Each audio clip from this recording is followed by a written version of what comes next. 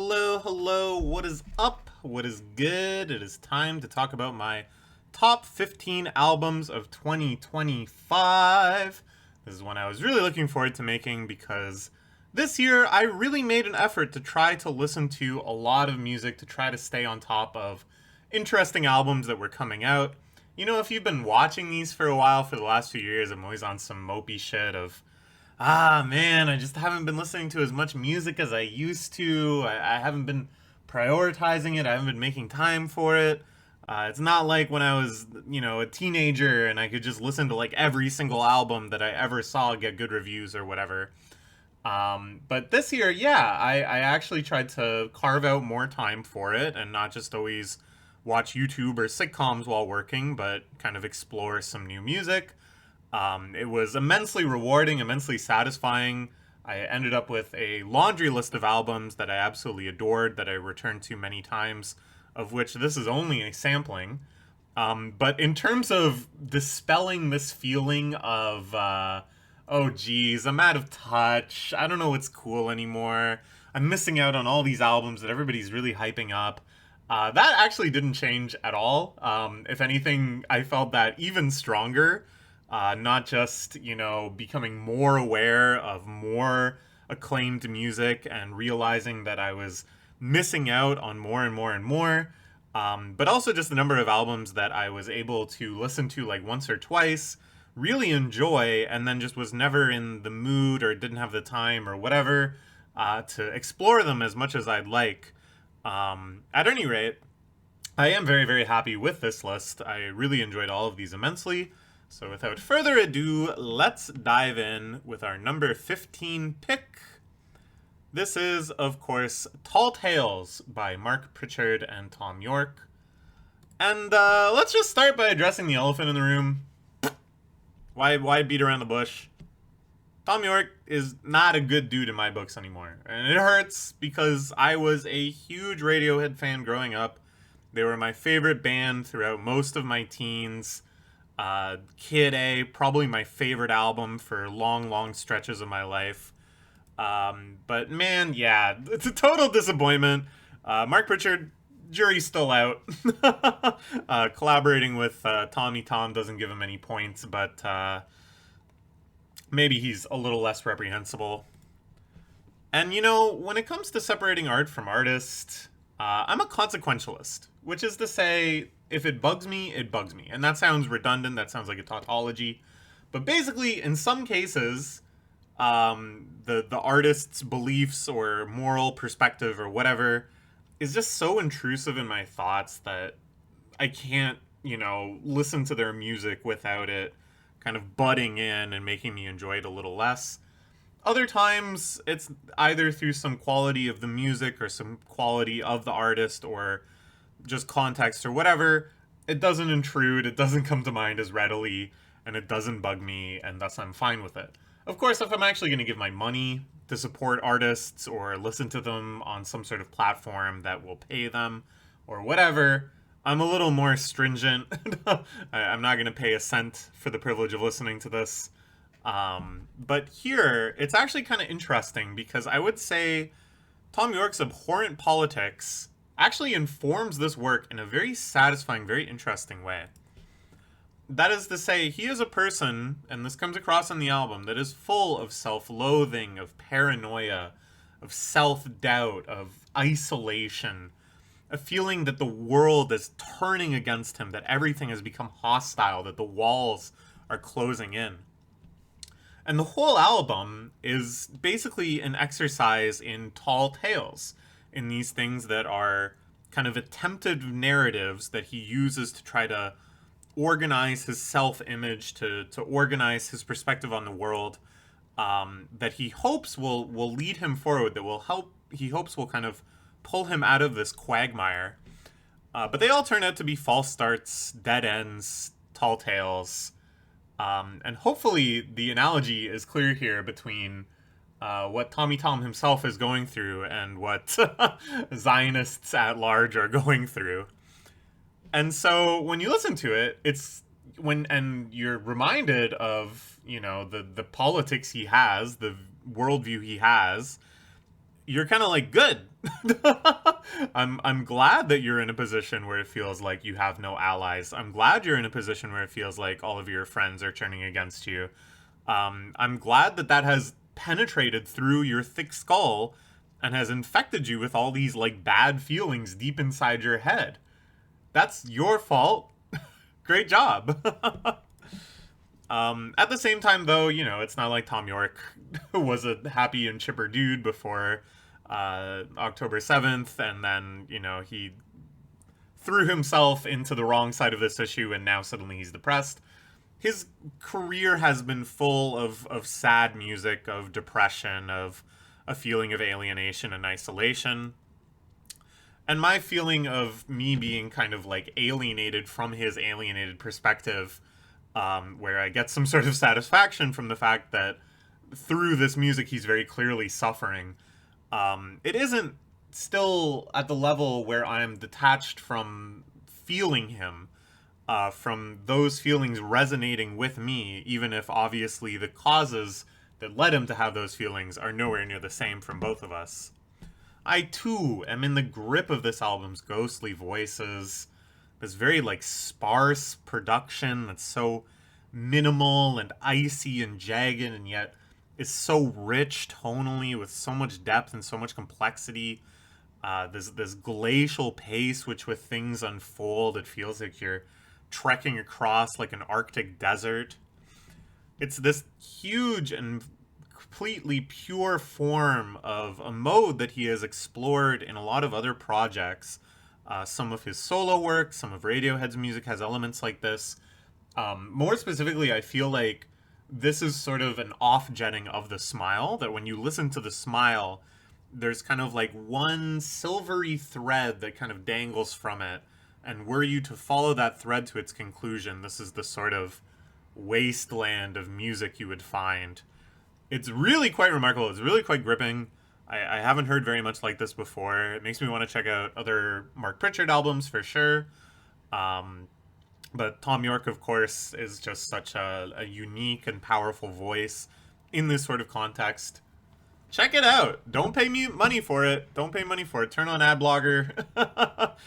Pirate it, you know, as I did, whatever. But check it out. It's pretty cool. My recommended tracks are Bugging Out Again, which I think is a very good representation of the general mode of the album that has this kind of wormy, paranoid synth to it. It feels both very agoraphobic and claustrophobic. And then Tall Tales, the title track, is pretty weird, pretty experimental. Has these very creepy looped vocals. I think it's a highlight, something pretty cool that was produced in his catalog, even at this late stage. Something very unique. Okay. Next, we're going to shift gears massively and talk about Fuck You, Skrillex. You think you're Andy Warhol, but you're not. Love this cover art, by the way. Yes, let's address another elephant in the room. In the good year of our Lord 2025, amidst all the artistic projects I'm going to be talking about, I'm listening to the good old Skrilly. And yeah, sure, you know, way back in 2010, watching StarCraft 2 competitive content and listening to Scary Monsters and Nice Sprites. Let's admit it, we all love those albums, right? We all love the wubs, the LFOs, the bastardization of early bro step. But 15 years later, am I really still listening to this? All I can say is Shadow Wizard Money Gang. We love casting dubstep. Which, if this sentence means anything to you, you're already too far gone, and that means you should probably listen to this album. So basically, this is a 15-year collection of leaks, demos, live favorites, things that he only played in concert that got bootlegged and people traded around and loved. All sorts of unreleased goodies, thus weaving together, you know, over those 15 years, dozens of micro-genres and memes and surprises and styles. You know, dubstep had a real moment in the sun and then kind of like ceded territory to the general more generic normie EDM genre, which of course just dominated festivals for a long time, and then that itself has sort of receded into like an even poppier, kind of more blended and mellowed out version of all of that. And throughout all this time, like Skrillex was performing, was touring, was recording music that wasn't like in lockstep with popular culture, but was always like his kind of extreme wubby drop heavy take on it. So you can see this whole like sculpting of genres and micro genres and specific niches emerge and recede and flow throughout the years. It's a mix of nostalgic things, you know, things that I thought I would miss, things that way back then felt like the future, things that feel like they're the future now. Sometimes juxtaposed in funny ways, like the Shadow Wizard Money Gang. We love casting dubstep and all sorts of other reinterpretations of DJ tags and stuff like that.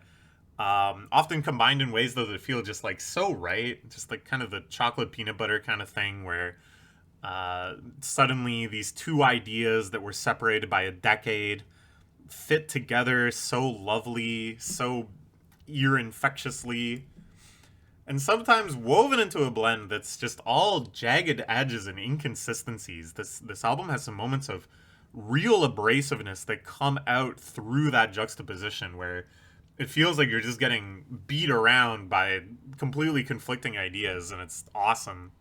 But it surges forward with just this beautiful, unstable energy, constantly moving, constantly escalating, this long mega mix that never really lets up. It feels like a spaceship flying out beyond the atmosphere, burning just makeshift fuel, tossing everything on board into the nuclear reactor. Best of all, as I mentioned earlier, it's all connected through these little DJ tags and intercuts and stuff, both a jumbling of old classic ones and recorded new ones from DJ Smokey and other people commenting on the album, making kind of fourth wall breaking jokes, parodying themselves, parodying these moments in time. Is this Skrillex's Caught by the Tides? Which, of course, is a really beautiful movie where the director reinterpreted B-roll footage and unused cuts and just other kind of paraphernalia from the recording of several of his previous movies, all starring the same actress, to create a new story of that actress that felt surprisingly coherent, given that it was stitched together from a bunch of different movies, and then recorded decades later, the same actress now as an old woman as kind of like a coda finale to the story. A brilliant, brilliant movie. And Skrillex is doing the same thing here. And yeah, it really is. But it's so unpretentious. It's so pure. It's never making a big deal of how monumental this is. And I'm sure for like Skrillex Giga fans that recognize all these things and are amazed that they're finally coming to fruition, that they finally have completed, mastered, official releases. I don't know, maybe it's overwhelming, maybe it's disappointing, maybe it's so stimulating as a collection of references that it eclipses its role as actual music. But for me, someone that can just kind of recognize the depth of this without really knowing all of the lore or whatever, it's just such a good time. It's just such straightforward fun. My recommended tracks, not applicable. DJ Smokey recommends you listen to this album from start to finish. It's something they drop right near the start. It's good advice. I think it's only like 25 minutes long, you know. Throw it on sometime if you're going to do some gaming, I think, or exercise or something like that. I think you'll have a great time. Even if you're like, oh, Skrillex, come on now. Did you really never love Skrillex? Never? Never? Because if you didn't, maybe you won't like this either. But if you ever had any love in your heart for that motherfucker, give this a try. It's so much fun. Okay. Next, we will move on to number 13. This is, of course, Playboi Carti's Music, aka I Am Music. So now we swap out DJ Smokey for DJ Swamp Izzo, but the good times keep rolling. It's another very DJ intercut type album. After a 5 years gap, we get an hour plus overstuffed barrage of both genius and paraphernalia. You know, I think it's pretty tired now to complain about Spotify's role in the structuring and production of albums. One of the many, many unfortunate side effects of this Spotify centered music industry is to just make your album so fucking long with like 80 songs or whatever. And yeah, I'm sure there's a lot of significance to every track, just like the Skrillex one, because Playboi Carti has always had all these like leaks circulating and snippets and plan tracks and things that guest artists have said and stuff. Um, I'm sure, you know, everything on this album is a nugget of gold to somebody. But to me, this is wholly new, wholly surprising, and truly wholly overwhelming. I think if this album was cut down to its best third, it might be even higher on this list. But there is a certain appeal too, and just throwing this on and having like over an hour of Playboi Carti just going the fuck in and doing all sorts of weird ass shit. It is an endless joy. And I remember, you know, a whole lot of Red at the beginning when it came out, after all that hype, after all that wait. It had some detractors. But now I frequently see it in, like, top lists of the decade. It feels like the lovers have won that war.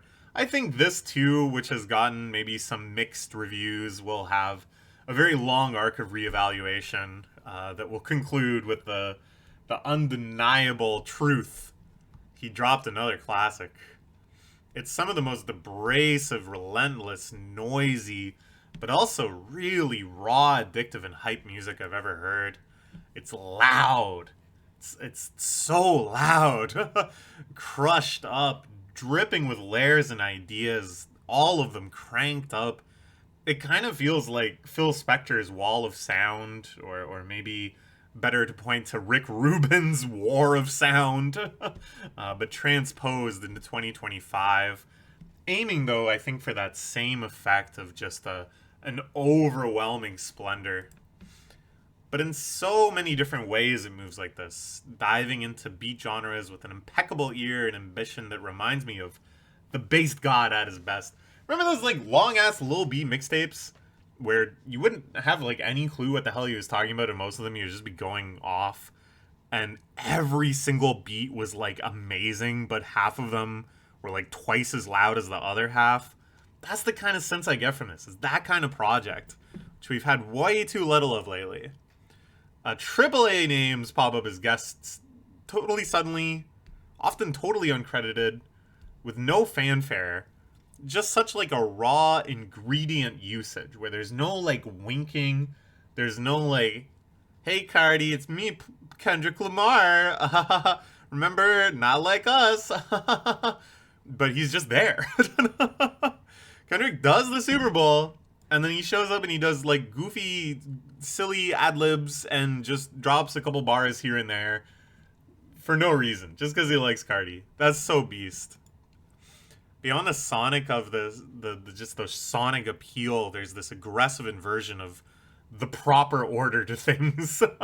That, you know, Playboi Carti is in a position where he could kind of make himself a big name more than he already is, right?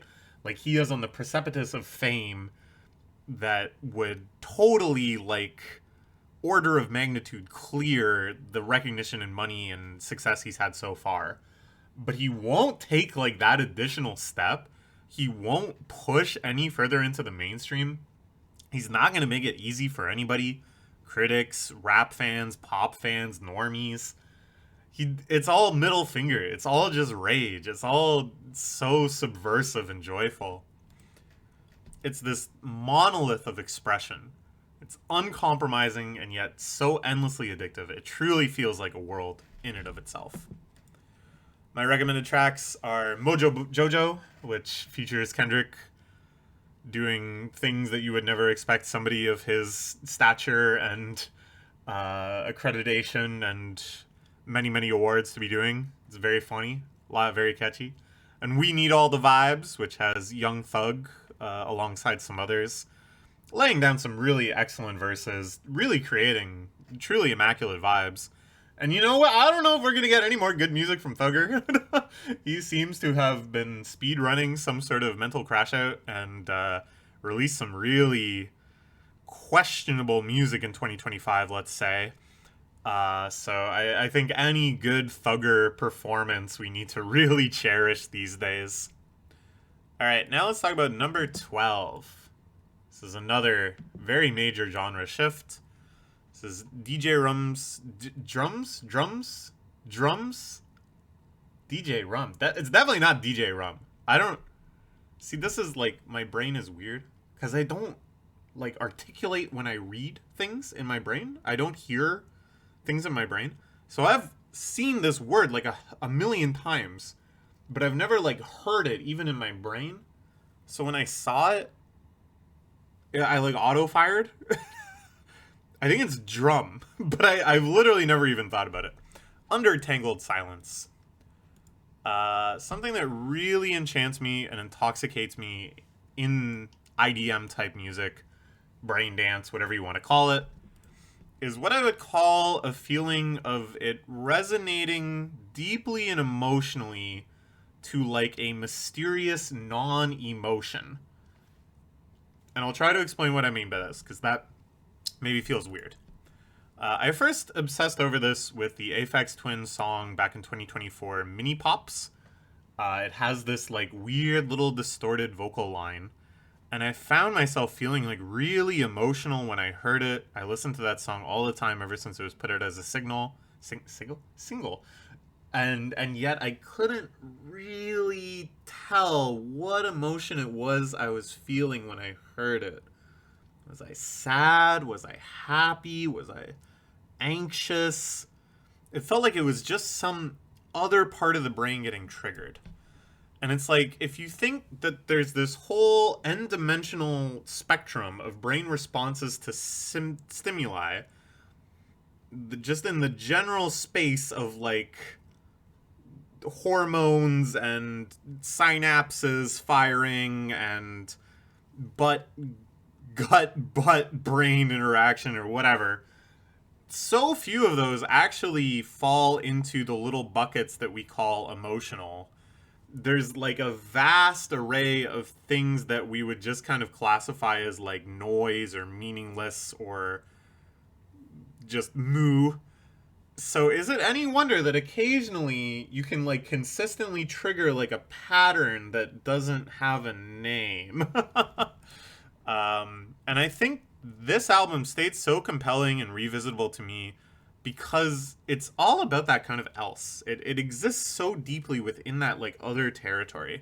Maybe ASMR is kind of here for most folks. I'm not like a strong ASMR experiencer, so maybe what I'm experiencing is actually like what somebody else might call ASMR.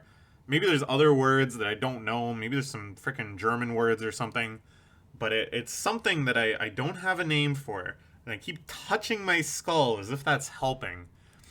It's just these richly woven tapestries in hitherto unknown colors, and colors that have no names, and places on the visual spectrum that we can't put into buckets.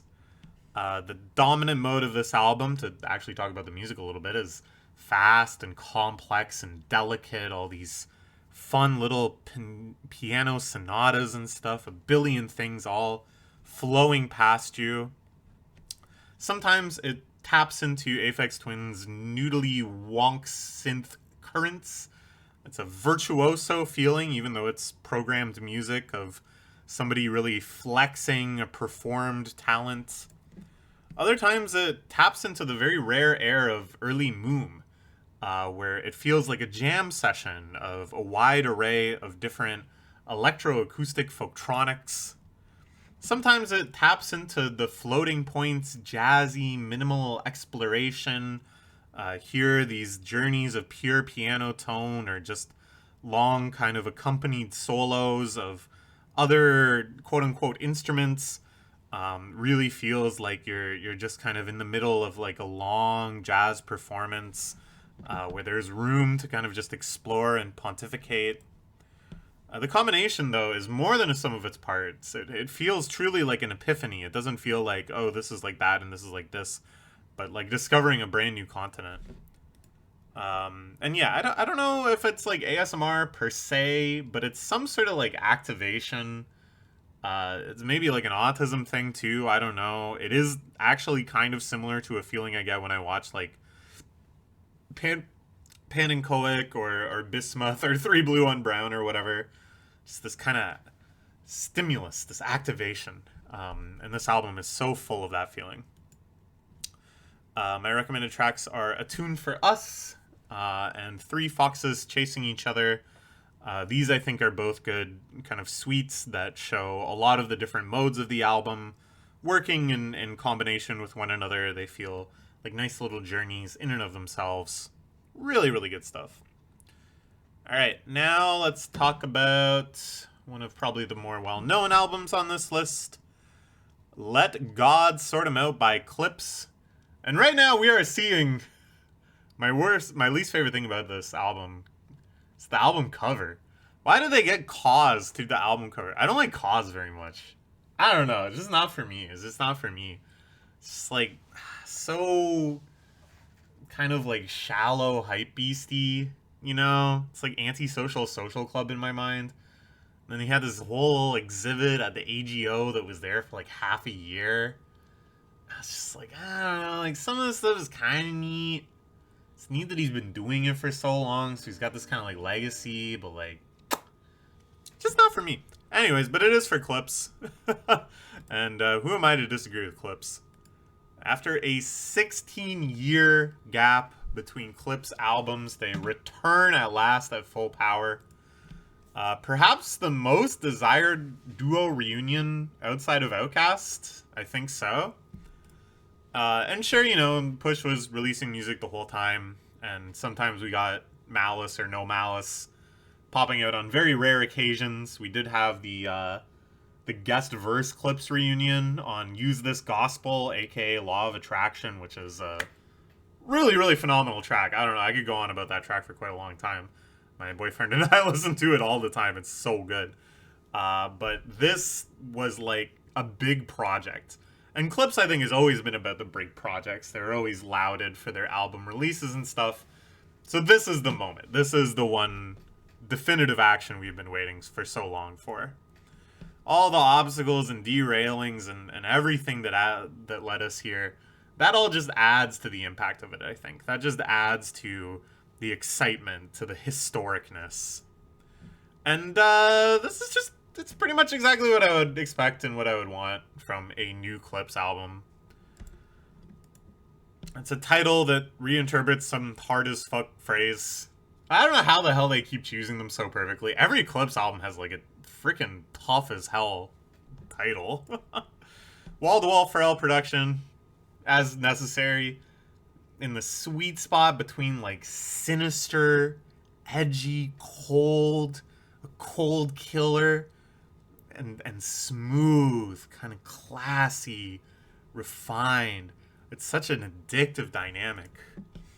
It's a multi-generational supporting cast of just truly goated rappers. And sort of like Playboi Carti, they're there without pretense. They're there without doing shtick, you know, winking, leaning into who they are outside of the track. They're just showing up as like hungry rappers, eager to give like awesome bars, truly gimmick free. The subject matter, what else could it be? Luxury brands, mafioso type business, lots and lots and lots of coke. What else would you want? And you know, it's like crazy. They created this entire era of luxury rap. They were ahead of the curve for so long, them and Ray J basically. And then for a while, like every other rapper was scrambling to sound like Pusha T, scrambling to build up a portfolio of luxury brands that they could name drop. But now it's kind of nostalgic. Like I think that moment has already passed.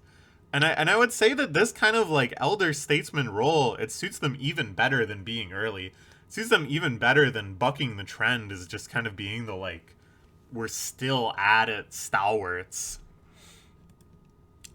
And yet, for all of this kind of like name dropping and coke dealing and violence suggesting, there's a real sentimental, moving, beautiful heart to this, and the ease at which they transition in and out of that mode, like the way in which suddenly they'll just be like talking about some like really real shit, you know, like talking about their families, talking about their parents, talking about the lives that have been lost, and talking about their biggest and deepest regrets as humans, you know.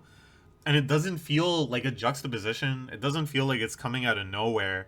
I think that's just the depth of the persona they've built for themselves, is that it all feels like people, you know? Like it really feels like the two of them. It's sort of like remarkably unremarkable, you know?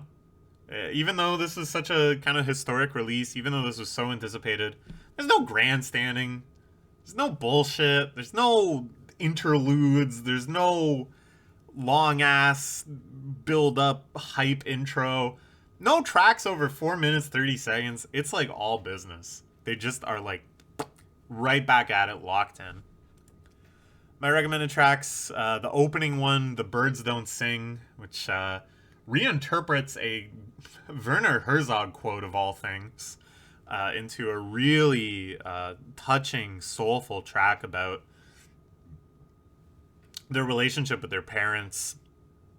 Really remarkable stuff. Tear jerking. It's at the start of the album. They're just right into it. Why beat around the bush? And then POV, which has some, like, I think of their most kind of like precise, cold, calculated flows. Again, just this sort of like mafioso Godfather type performance, so far above it all. Has a sick guest feature too that I think you really, really don't want to miss. And if you somehow don't know what I'm talking about, just dive in blind. What a great surprise. All right, I'm gonna take a short break and then we'll do the next chunk. All right, what's up? It's later, and we're gonna talk about the latest album from Danny Brown, Stardust. This is the latest chapter in one of our most storied rappers' lives, one of our most storied musical artists' lives, you know, someone whose musical journey has now spanned the majority of their life, where, you know, everything happening to them, all their challenges, all their opportunities are made manifest in these very confessional, very intimate albums again and again and again. In this one, he gets sober and he becomes the ultimate grungler. Now, what the hell is a grungler? Well, this is going to be a long video anyway, so I guess I might as well explain. A grungler is a cis guy who hangs out on Discord in a server that's overwhelmingly trans women and streams video games to them. And you might think that's way too narrow of a description, but no. It's actually extremely well observed, and there are many such guys out there. Some famous grunglers in the mix, of course. But Danny Brown surely is the ultimate one, being such a vocal advocate of JRPGs and other such trans overlapping type games. And hanging out with all of the biggest names, teaming up with them to produce this album in this emerging hyperpop breakcore genre that we could, for the sake of convenience, call transcore here. Not that everyone on this album is trans, but you're never more than 1 degree of separation from a trans person, and there are just a lot of trans people on here, and that's awesome. I mean, that's obviously something I'm into for a number of reasons, not just because I myself am trans, and it's very cool to see Danny Brown, somebody that I've liked for like over a decade now, a fantastic rapper that I've always been a huge fan of, collaborate with so many people in, you know, the trans community, if you want to call it that. But also just because I like this type of music. So seeing him weave together his style of hip-hop with this style of like electronica and stuff, it's really something very special. And this becomes his most positive, forward-looking, joyful, and honestly, most of all, his most youthful album. Because even stuff he was making in his 20s, he was like trying to act older than he was. And then in his breakthrough mixtape, Triple X, he's like, damn, I'm 30. I'm old. And pretty much all of his other albums, including the one called Old, ever since then, have had this theme of like growing old, of seeing future generations, of seeing changes, of losing, of realizing only too late things, even in joyful moments on those, even in moments of triumph over success, there's always this sort of bittersweet feeling of, it took me so long to get here. I struggled for so long. But here, no, there's none of that. It's so exuberant. It feels like he really has been given an entirely new lease on life. It's full of the messiness of youth, let's say. This album has gotten pretty mixed reviews, which I expected. I know a lot of the kind of sonic flavor on it isn't for everybody.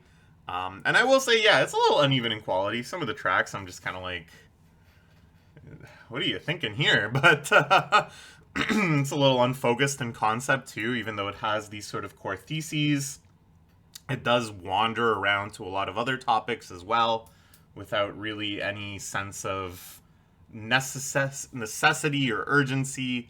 It's very unashamed in its sincerity. There's no kind of ironic masking or intellectualizing or anything like that.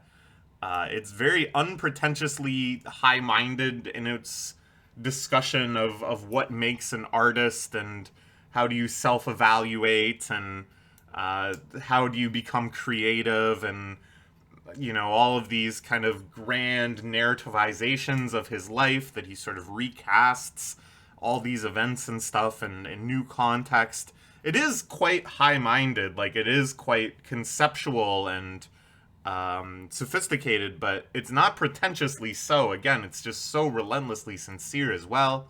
It's very unapologetically open in the way that only somebody, you know, who has already confessed to so much, that has already bared his soul so much can be. I think that is a strength that Danny utilizes, where it's sort of like, well, hey, you've already seen me at my lowest point, so why would I feel ashamed of talking about how I'm doing now? Most of all, though, it's just unstoppably ambitious. It swings for the fences so often in so many different ways. So many different musical moments and micro-genres and styles represented here. So many insane performances that push boundaries in so many different ways.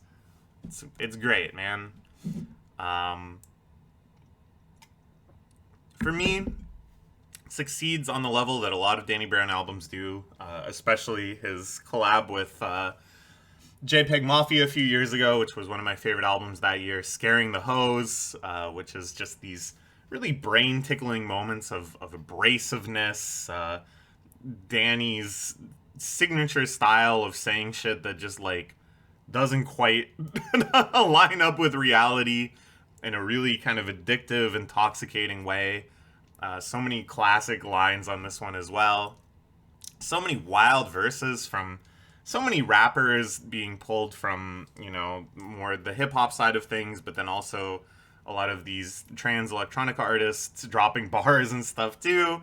And then it gets, like, totally crazy with a Ukrainian singer coming in on the penultimate track and dropping some, like, real heat, I think. There's also these spoken word interludes throughout the albums from an artist called Angel Emoji, which again, like, I think on paper you would think these are a little unbearably open, a little unbearably sincere, a little unbearably straightforward, but I think in the context of the album, like, really worked for me. I found myself, like, nodding my head and empathizing and relating to a lot of the stuff that Angel Emoji was saying, even if I think, you know, had you put these in, like, a Tumblr post and sent it to me, or if I had seen these in, like, somebody's notebook or something, I would be like, I don't know, man, get over yourself. Come on, let's settle down here or something. So yeah, there really is nothing else like this album, I think. This confluence of talent and intent and just unashamed attempts at getting this sort of feeling over. But I think at the heart of it, there is a really beautiful core thesis that a lot of the songs kind of seem to be iterating. That a lot of these careers that have all kind of like intertwined here seem to be expressing in a lot of their projects, which is basically about you need to be able to kind of hold two truths simultaneously. You need to be able to reckon with two feelings of, I love the person I have been until now, but I also need to take the plunge and make a major change. And even though I recognize the need to make some major change that might bring me into a different lifestyle or a different person or whatever, that doesn't make me less than those other people. It's tough to reckon with that. And of course here, I think the major ones that we can kind of see this lens, see this kind of thinking through, is becoming an artist, you know, to take the plunge in some sort of creative journey where you feel a little uncertain, or you feel like you're not going to be able to make the sort of things that other people make, that you feel like you're just at the starting line when other people have been working at it for so long. There's an insecurity there. There's a feeling of less loss. There's a feeling of being lesser than. But at the same time, you have to recognize your own strengths. You have to love yourself. You have to see the potential within yourself and take the plunge. Similarly for getting sober. It's tough to get sober if you don't have some sort of faith in yourself, if you don't have some sense that you deserve the life of sobriety, that you have something to offer the world, that you want to continue living, to put a fine point on it. And so you have to kind of have some self-love there as well, some compassion for yourself, some mercy for yourself. And I think this is ultimately Danny's story in getting sober, is that he has been through so much, that he has succeeded to such an extent, that he pulled himself up from the gutters so many times, and built this amazing career and got this amazing fan base and all this critical praise. And he still needs to kick it. He still needs to get off drugs. And that you have to do that with a management of loving the progress you've made so far, but recognizing the need to go further. And then, of course, probably the most resonant message with me, and one that doesn't explicitly appear on the album, but I have heard from like almost every trans person, is applying this sort of thinking to transitioning. Because it's tough to transition at rock bottom. It's tough to recognize dysphoria within yourself and to recognize how much unhappiness is coming from being your assigned at birth gender and not, you know, having the capability to transition or the opportunity to transition or whatever. You need to have some sort of self-love as motivation. You need to have some sort of momentum from wanting better for yourself, and then to take the plunge and to get to the other side and to experience a whole new world of happiness on that other side. But of course, these are just 3 examples that are more or less explicit on the album. I think that's just a very universal thing in general, that you need to make changes at a point where the love for yourself is greatest, where the opportunities for yourself feel most not just possible but deserved, that you owe it to yourself because you love yourself to do better for yourself. I think that's a really beautiful thesis. I prefer it to a lot of other rhetoric around addiction and stuff. Like, you ever read this thing? Infinite Jest? It gets into a lot of like Alcoholics Anonymous and stuff. It's a book that talks a lot about addiction. And I think that sort of perspective on addiction is very interesting, but it can go too far, and then you become too pathetic a creature. You become too freed from any sort of self-love, putting yourself at the mercy of a system or of God or whatever. And then I think very easy to backslide when you're like, okay, well, I have no capability to solve this problem. I have no capability to take this next step on my own. Um, but you still, like, that can be true, but you still have to love yourself. You can't think of yourself as like a pathetic worm because of that. You have to think of yourself as somebody that deserves to live a very happy life, that deserves to live a long, rich life full of experience. I don't know. I can go on and on and on. This is obviously a very intense topic or whatever. But I think this is why I like this album so much, is that it really showed me, it's not just an album about like reckoning with those things, but it's an album about being on the other side of it, right? Like Danny did it. He is sober now. Like he managed to pull that off, which is one of the hardest things that humans can go through is kicking addictions like that. And this is the sights on the other side. It's amazing. All right. My recommended tracks are Starburst, which was the first single from this. I adore it. The beat switch halfway through is really mind blowing. I think it's some of the best production on the album. And then also the end, which I think, like, normally I try to recommend songs that are more like representative of the album, that I think are very, very good. But not necessarily like the best tracks on the album. If the best tracks would be like a spoiler, I guess, if it's like the climax of the album or whatever. But here, I think the end, which is the penultimate song that just it's like 8 minutes long and it goes in so many different directions. It's like a total musical journey just through the core themes of the album. Is really worth hearing, even if you don't listen to the rest of the album. That in and of itself is like such an amazing project in and of itself. So check that out. Okay. Whoa! Alright, let's move on to number 9.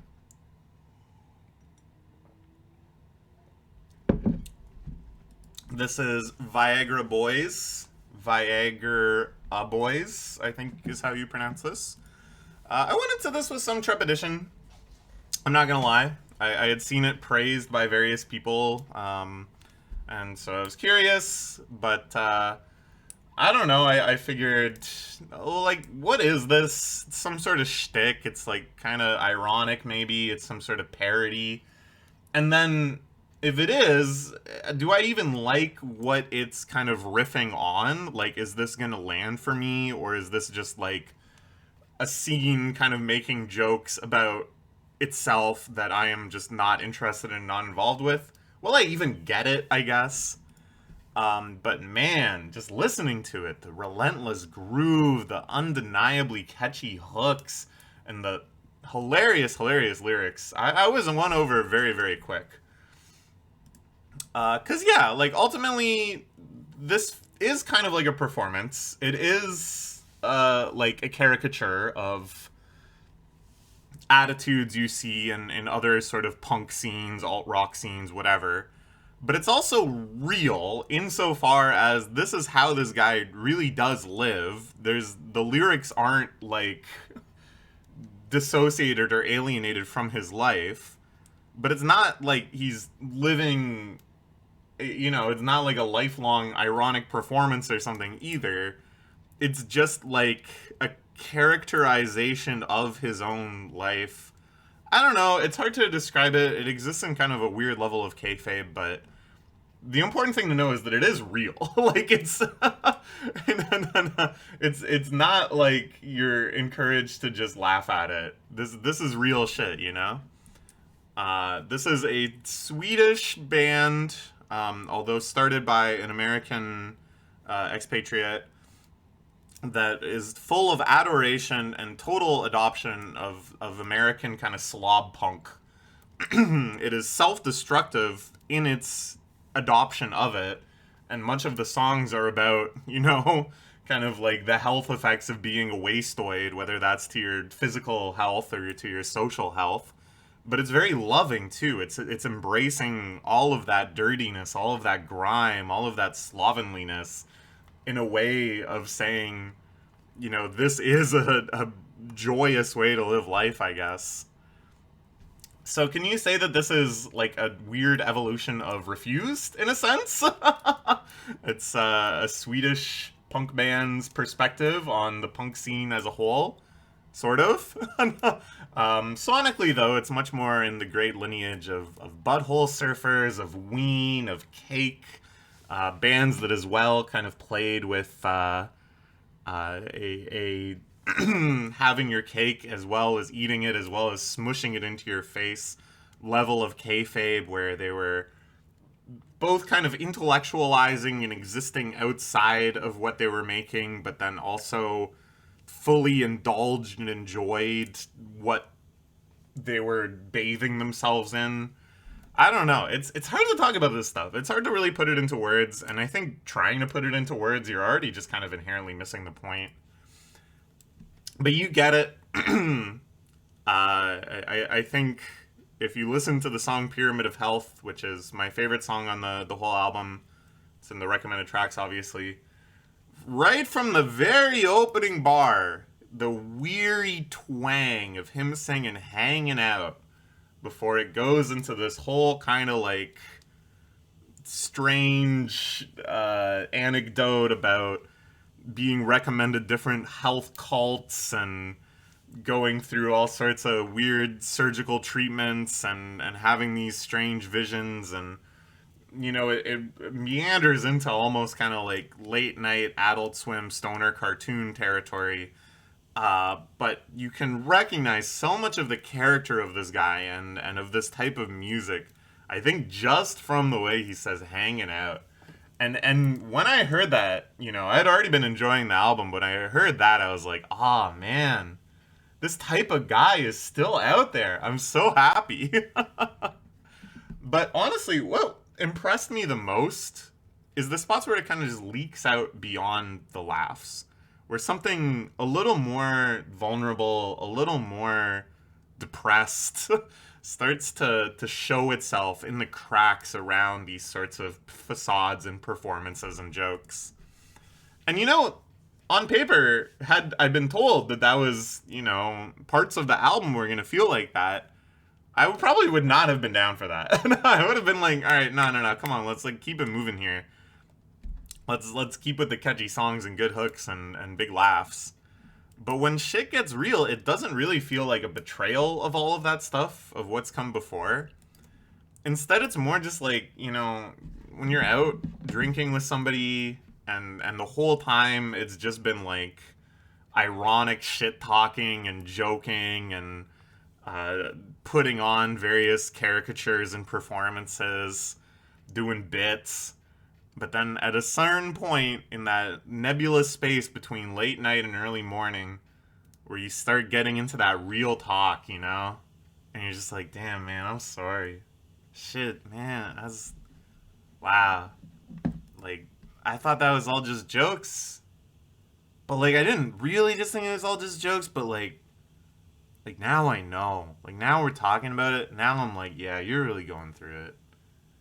And then ultimately, and this is the best part of the night, and this is the part that really makes it all worth it, and by it, I mean life, is after that, you recognize and go, well, I'm here for you. And the type of kind of depression and stuff that's leaking out, it's this sort of all-spanning 30s ennui that I definitely feel sometimes, that the lead singer, who's right around my age, I'm sure feels very strangely in his position as the frontman of a band like this, where it's like things go so good for so long, you have such a good time so often, and then sometimes you just wake up kind of in the middle of the night, and before you can get back to sleep, you just start to wonder, like, wait, maybe I'm actually like fucked. Maybe this is actually like not good. Like, what? Uh-oh. Like, oh, wait a minute. Did I trick myself? Are things actually going good? Or am I fucked? I don't know. Maybe. And I think as fun as this album is, as much as this album makes me laugh, as much as this album makes me like sing along and everything, there is that kind of like shadow to it, and I think that adds a lot. That adds a lot of depth to it. All right, my recommended tracks are Pyramid of Health, as I mentioned before. Just a phenomenal song, man. They really don't make them like this anymore. It feels like a Cake classic. It feels like a Butthole Surfers classic. Really catchy, really funny. The hook, you just want to sing it over and over again. And then I'll also put River King here, which is, I think, the final track. And it is one of these ones that is a lot more sincere, a lot more vulnerable, a lot sadder, kind of down-tempo, downbeat. And it reflects, I think, this quality that I'm talking about so well, where it's like a song of love. It's a song of recognizing love, of finally kind of capturing a feeling of contentment, and then recognizing in that same moment where you finally kind of have a feeling of peace, a feeling of acceptance and intimacy, recognizing as well maybe there is some vulnerability here. How much will it hurt for this to go away? Will it go away? How can I make it not go away? I think is really, really well expressed in this song. It's truly a tearjerker, even though it's so minimal, so short, so few lyrics. It gets across this really well. Okay, now let's move on to number 8. Is this an AI art cover? I think it might be. I don't know. They're going for like an MC Escher sort of thing, I think. But I think that might have been prompted. Because, yeah, this is the latest Headache album. Thank You for Almost Everything. They're the second album under the Headache Project, which is the producer Vegan taking lyrics written by some pseudonymous friend of his that's implied to be someone kind of famous, but we don't really know who it is, and setting them to tracks that he's produced. And I might be the only one left enjoying this music. The first album, I think because of Vegan's reputation and stuff, had a lot of curious people. Some people were pretty into it. With this one, though, the obstacles around it having any sort of, like, critical success or fan base are really piling up. Like, sure, Vegan as a musician is totally unimpeachable. I don't think anybody out here is disparaging his talent. But we're 10 years out from Blonde now. I think people are, like, forgetting. And the idea of this, like, AI voice doing spoken word stuff over top of Vegan's gorgeous production has severely dropped off in acceptability in just the last 2 years since the previous Vegan album. I think there was already, like, quite a lot of negative sentiment around AI back then. But there was also, like, a large constituents of people that just, like, didn't really know about it and didn't care that much. Whereas now, everybody knows about it, and everybody is extremely polarized. And anybody who is interested in art seems to be very polarized negatively. Which, like, yeah, I get it. It's extremely gross on, like, the real world level in terms of what this represents and the technology used and where else that technology is being used and to what commercial ends is this technology being foisted on us. But on the visceral level, I think it actually sounds really, really great. And it's kind of hard to divorce your feelings around AI as a material economic reality and the effect of using this AI tool on the album. But I think the way the voice sounds is, like, really unique and really interesting. And then on the conceptual level, which is, like, it's an anonymizing factor where you know this isn't how this person actually sounds, but this is how a person sounds. It's not like MS Sam or whatever. It's not, you know, a different person's voice that would then kind of bring their own lived experience to it or whatever. It's something that has a lot of the nuances of human speech in terms of how it intonates and stuff, but no particular human sounds like this, and it's in this sort of like uncanny valley, I think, that is very intentional insofar as the whole idea is that we're kind of like hearing this diary from a person that we don't know and that we cannot know. I think that's like really, really interesting. The way you can take such very intimate lyrics, very personally meaningful lyrics, something that's so kind of confessional and doesn't seem to really be intended to be heard by anyone, and then manifest it in this very liminal space of like unreality where like you're hearing it spoken as if a human being is saying it to you, but that human being like doesn't exist. That's like very cool. And it is so tragic that these sorts of like artistic opportunities that are unlocked by AI tools, which first off, let me just say, does not justify the existence of these AI tools in the first place. It's like there's maybe 100 or so kind of cool projects that you could come up with that inherently use the idea of it being AI, maybe, and that's being put up against trillions of dollars being wasted in creating like a slot machine that you just turn the crank and garbage comes out. Because yeah, the relentless rollout of the tech into every facet of life where it is not useful, not warranted, actively harmful, and then just the infinite amount of AI slop that is getting shit out on every single platform. It's very polarizing. It's very negatively polarizing.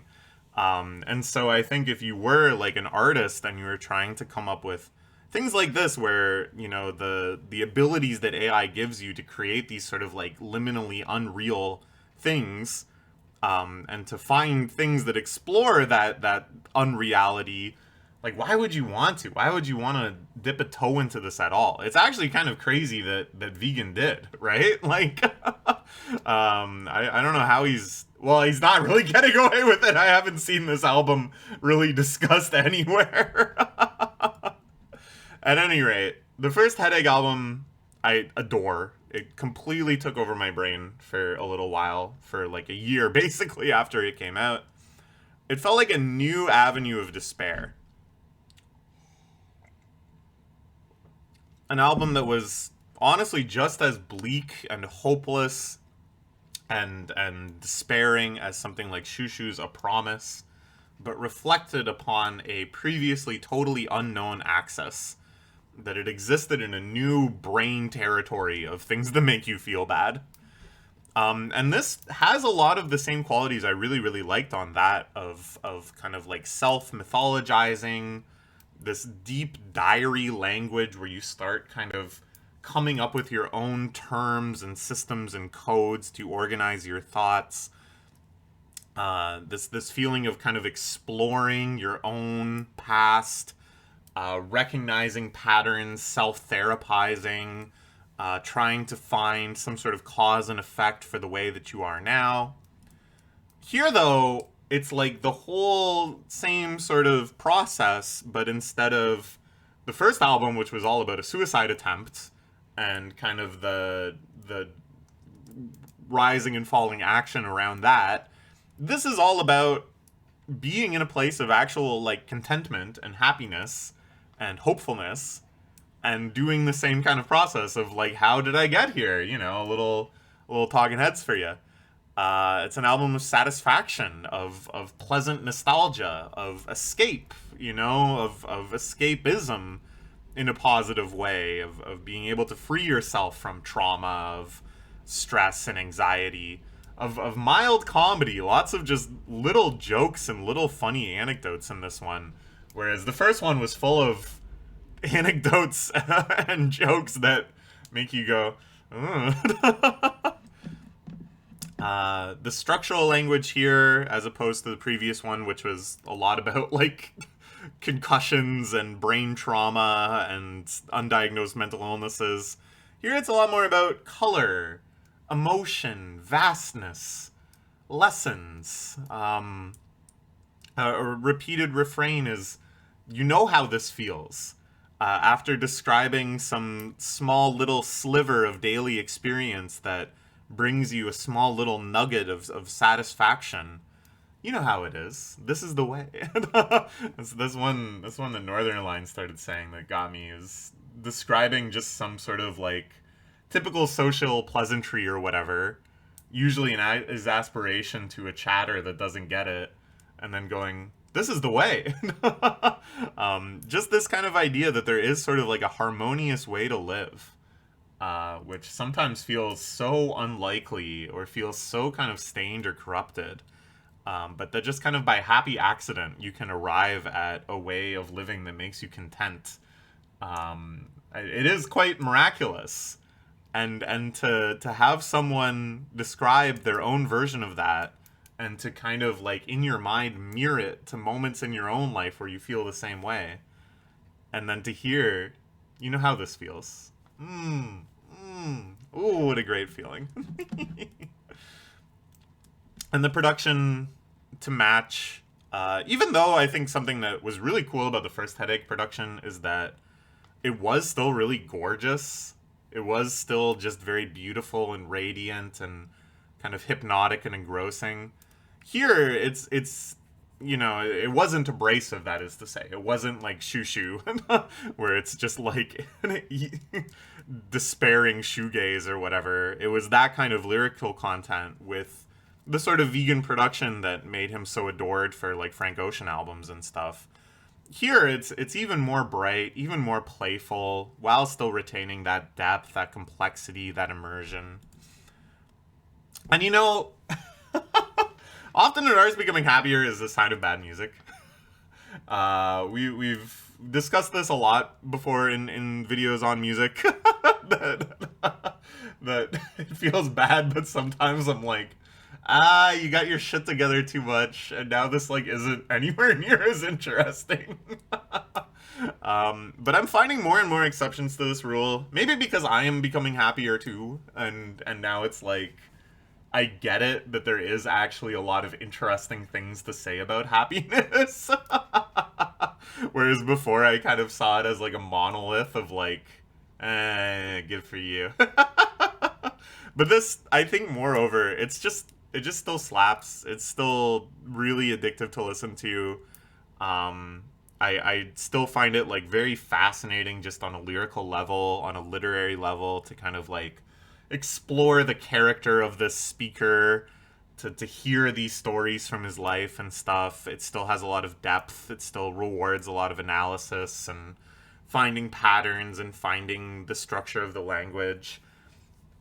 And I do feel happy for him. I don't know. Seems to be doing well. It's interesting. The last three albums, I think, form kind of a trilogy. Danny Brown, even though he's the oldest of this bunch, about like finally kind of getting your second chapter in life, taking the plunge into something new.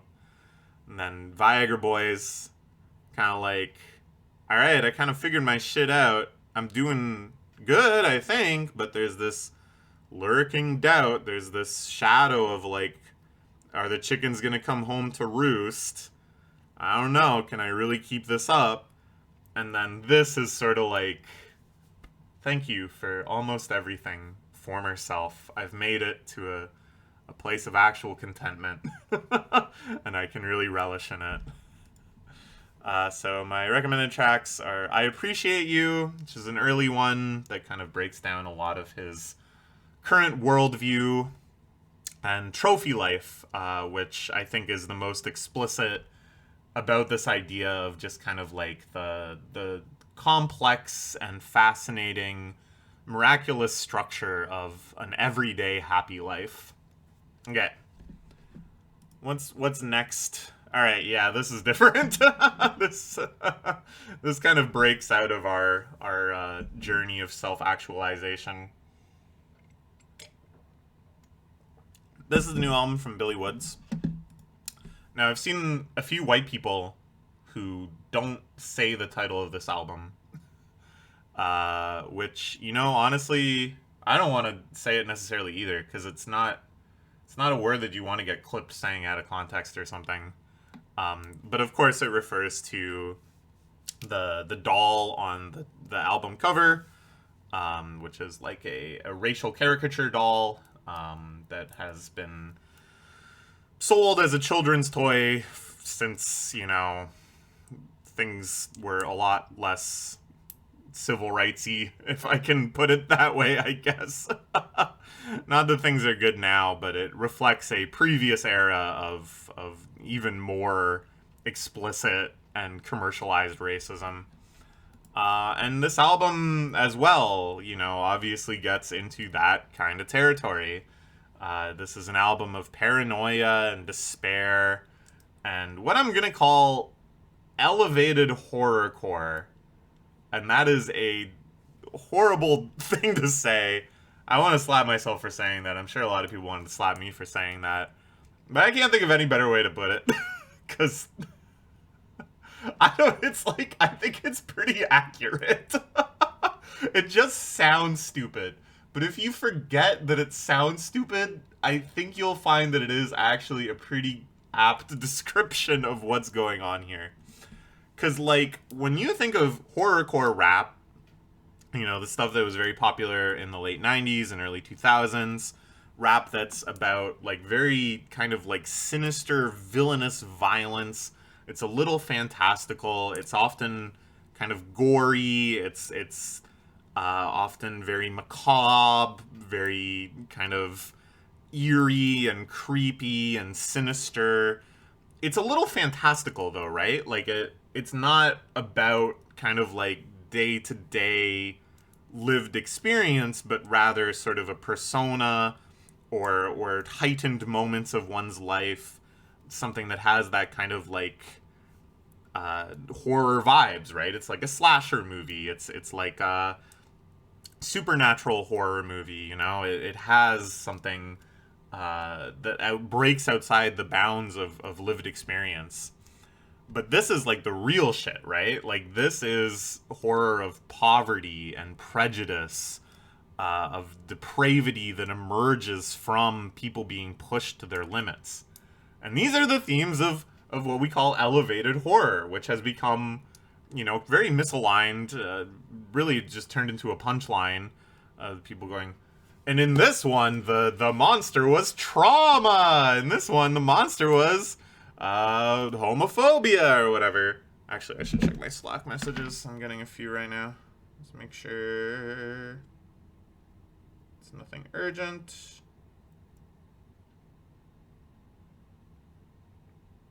Nice. Hell yeah. Alright, sweet. That's all good. And yeah, so elevated horror, I think, has become really kind of a punchline. The pendulum swung so far from like cheesy horror into this sort of like A24 style horror that says something that now people kind of treat that as a joke. But it is actually like a pretty cool way to write a movie, I think. And this album, which I think is very structurally similar in intent, similar in how it kind of dives into these themes, is aligned with that.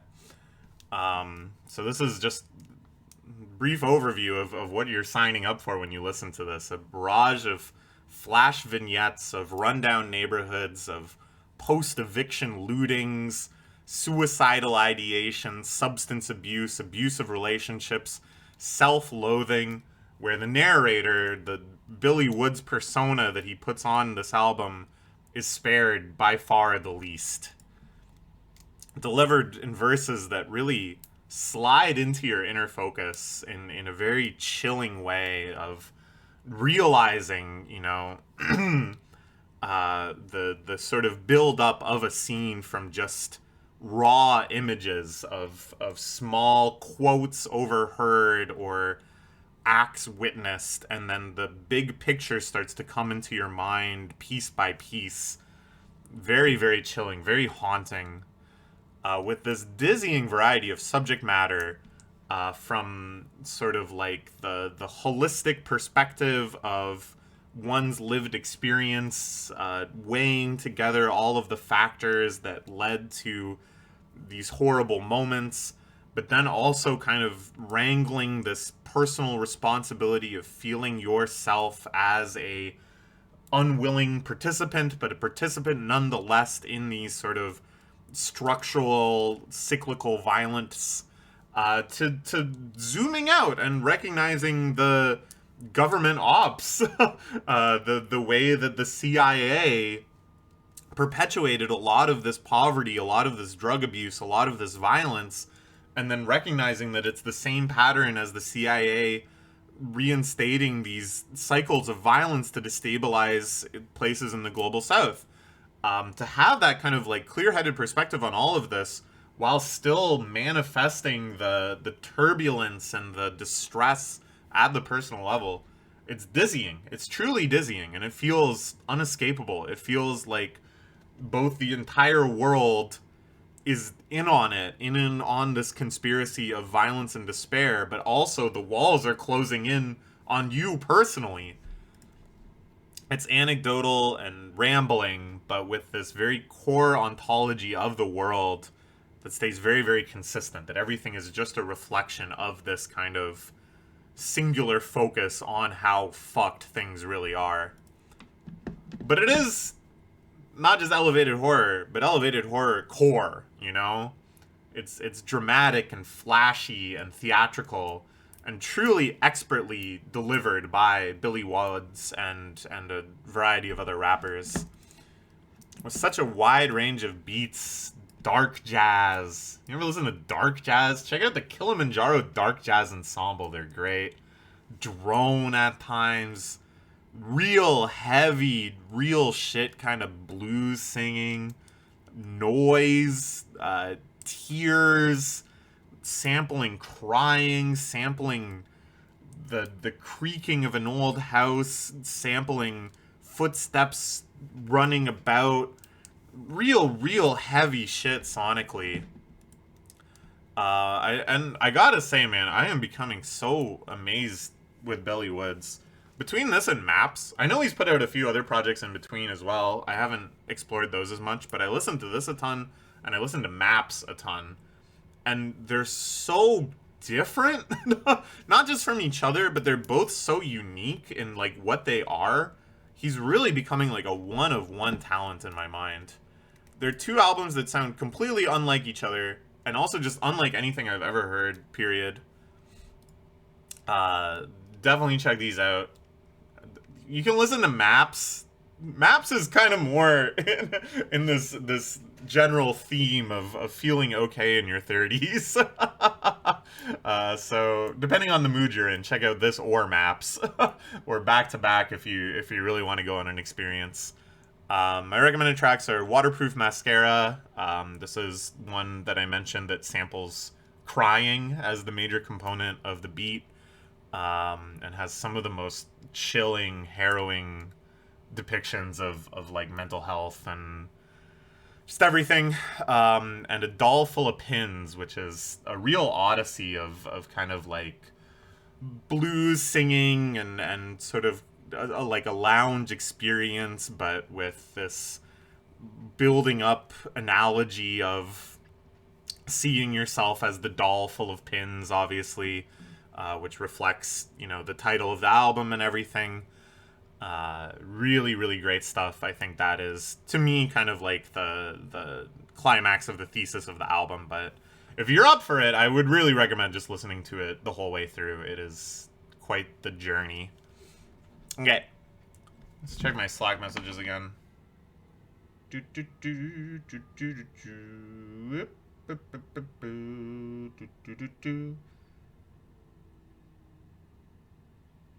Nice, okay. That's easy. Alright, we're gonna do one more, and then I'm gonna move on and do some other stuff, and then finish this later. And the final one we're gonna talk about is one that I think, up until a very certain significant thing happening, I would have been like, alright, here's my obscure pick that you haven't heard of. But now this is probably one that everybody's heard of. This is the Pitchfork Album of the Year, baby. Los Thuthacana, self-titled album. Oh baby, it's the Lat Am Millennium. I feel it more than ever now, having watched the Bad Bunny Super Bowl show, Bad Bunny Grammys, not total sweep, but won a lot of them. That's an album that was also praised by Pitchfork very highly. They had that in the top five. They had this in the top five. It really feels like a new renaissance, not just of LATAM music, but of like humanity. This is an artist that I was enraptured by way back in 2015 with American Drift. And that has, through a long, circuitous route, drifted back to me somewhat miraculously, it felt. With DJE ranking very, very highly in another Pitchfork list of the best albums of the decade so far. I had been listening to her releases fairly frequently. I felt like I was on top of them, but somehow that one just sailed over my head. I did not notice it when it came out, and it was only through what it does feel kind of like a miraculous effort to get it so high on that list that I rediscovered it, instantly fell in love with it, listened to it like a million times, and now I'm fully back on the train. And you know, for all the quibbles you can make, and I've got a few, since I wrote these slides, Pitchfork decided to switch to a paywalled model alongside allowing user ratings and user comments, which is like two decisions I really strongly disagree with happening simultaneously. So I'm actually kind of done with Pitchfork, at least for now. I don't know, maybe I'll get over it and do something, but for now I'm just like, nah, fuck it, I'm just not gonna read it anymore. Which sucks, because I've been reading Pitchfork since I was like 13, man. I've been reading Pitchfork for the majority of my life now. At any rate, Pitchfork I thought was doing really, really good work, especially in the last few years when the Tone Glow Mafia, JMK, who ran Tone Glow, got a lot of people writing at Pitchfork, as well as other Tone Glow associated people, and then just also people that kind of shared that spirit towards music, that were interested in a lot of these more experimental scenes and stuff, started infiltrating the ranks at Pitchfork, started to sway the critical consensus there, started to get albums like DJE into year-end lists and stuff. And I gotta say, like, seeing this as a little microcosm of the influence Pitchfork has had on my musical taste ever since I was 13. It's like, I owe them so much. I owe all these people so much. so much great music they've put me on to. So yeah, part of me does wonder if this is sort of like a delayed flower giving overcompensation. You know, that it got the 9.4, which is one of the highest reviews they've given in years and years and years and years. It got album of the year. To me, this not just signaled that this is a fantastic album, which it is, and that a lot of people working on Pitchfork love it, which they obviously do. But it kind of felt like this was being held up as a banner of not only have we maybe neglected Elisa Crampton's career and this entire scene and this entire idea of like experimental music that's not made by Americans, that for too long Pitchfork has been kind of moving towards a direction of poptimism. It got pretty bad for a little while, but, you know, I don't think as bad as the detractors say. But rather, they're willing again to make bold takes. They're willing again to really put people onto things that they wouldn't find otherwise, and, you know, shove those as forward as possible with as much gusto as possible, saving their highest accreditation for those albums that otherwise would probably have slipped under people's radar. It felt like a declaration of all those things, and I was like, there for it 100%, because to me that is what a critic ought to be doing, right? Is championing people that aren't just going to automatically show up in your freaking algorithm slop trough. It's hard to say. Automatically, but giving things for you to look for, giving things that you want to explore and learn more about. I think they were getting really good at doing that again. They had that whole column, Down the Rabbit Hole. That was always a great read as well. Man, I'm gonna miss Pitchfork. I'm really gonna miss Pitchfork. They were doing so good. It was such an amazing ship writing moment. And honestly, I swear to God, I didn't mean to really get into this. I could probably make a whole other video about my feelings about Pitchfork and the situation at Pitchfork and stuff. But it's like, if it was just, hey, we're paywalling the site, it's like $5 a month, I would probably be like, that's kind of fucking annoying because you're owned by Condé Nast that makes like $1 billion from the New York Times Wordle alone. Why are you like squeezing me for $5? But whatever, fuck it. I'll probably pay it. But the combination of that and, hey, we're adding user engagement features that I never saw anybody ever ask for, that like a million other sites already have. You can go to Rate Your Music. You can go to albumoftheyear.com. You can do whatever you want. You can make year-end videos like me to get your tastes out there, to be in conversation with other people about music. You can go to the comments section on Redacted. You can DM people and say, hey, what do you think of this?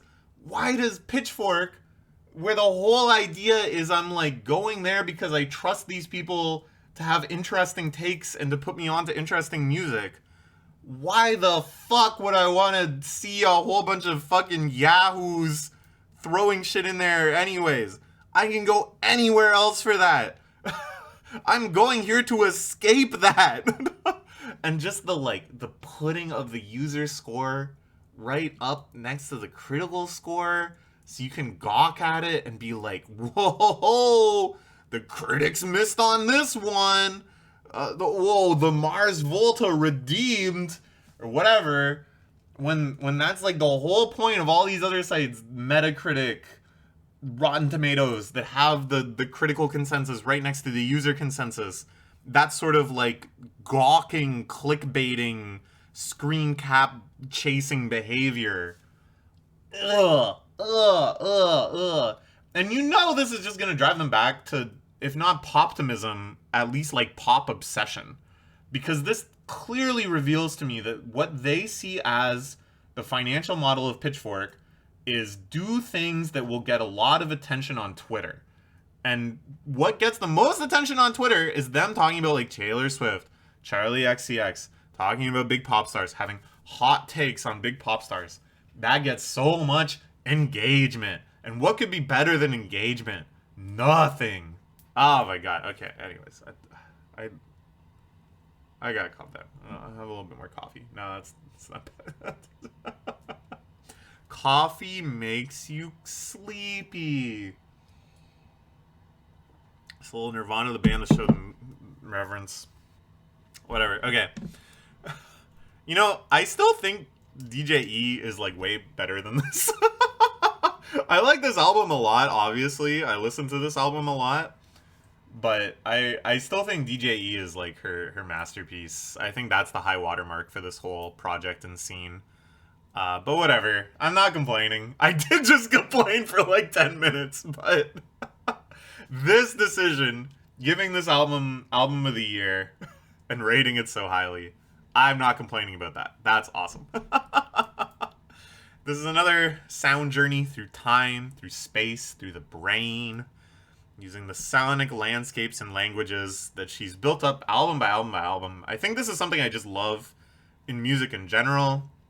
A lot of rappers do this. You know, they build up a collection of ad-libs and kind of iconic bars and callbacks and stuff that can just kind of give an additional depth to their language because they're always kind of referencing their past selves and creating these sort of expectations.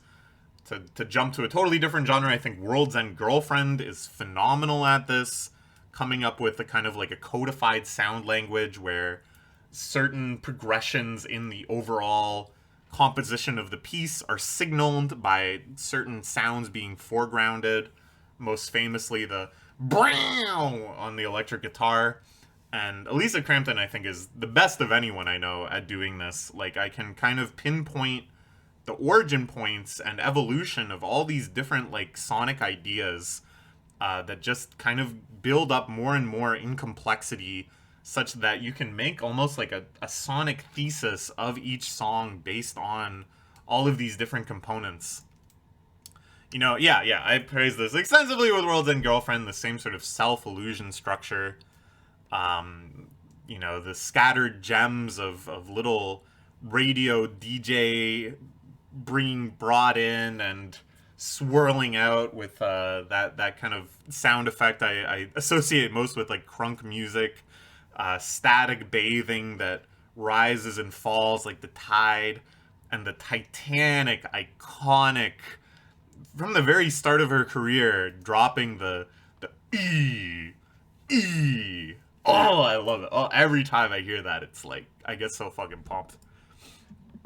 In this deep texture, in this deep blend of all these things, it isn't actually so far off from that Skrillex album I talked about. If that's any more incentive to go back and listen to that Skrillex album. It has that same stimulating pulse where it's just so restless, so relentless, so intoxicating. But balanced perfectly with things that feel ancient. Forlorn horns, folk chants, these sort of like distant synths that feel almost anachronistic. It transcends any one kind of like conceptualization of it as music from any given time and place. It truly is like a blend across everything. Here, of course, she teams up with her brother. I've liked his solo music as well. So we can attribute maybe some certain things on this kind of sonic mapping to his presence. Feels a little more relentless, I think. Something that I really appreciate in her music, actually, is that it always feels sort of like a pulse of pressure and then release and then relief and then swinging in and out. Here, there's much more of kind of like a relentless march forward. Many guitars coming in and out that I assume he plays, since a lot of his work is very guitar focused. This feeling of almost like a battle. This feels like something rising up for confrontation in a really gripping, really exciting way. And honestly, I don't want to try to speculate on to what extent this is a reflection of these times, to what extent there is like political meaning within this stuff, because honestly I would be instantly kind of out of my depth. There's a level to which I cannot plumb this album just because I am too white, too ignorant. But I can feel it there, and it can be evocative listening to this and then reading about the depravity of ICE and the racism against Latin American people, and contextualizing that with like, the birth of colonization, and I don't know, like it's there. Even if I can't articulate it, the feelings are there. My recommended tracks, Hwayan Nyo Ipi Sakstra, an earlier track that I think is very representative of just the sort of music that comes from these projects in general. Captures a lot of the stuff I like best about it. And Kulawada Awilya, which is one of the more uniquely suited to this album type songs, I think. It's has that kind of feeling of relentlessness, of marching into battle, of a kind of escalating tension, pushing towards some sort of conflict. Really, really cool stuff. Alright, I'm going to take a break now, do some other stuff, and then record the final 5 albums, and we'll get to some white people music.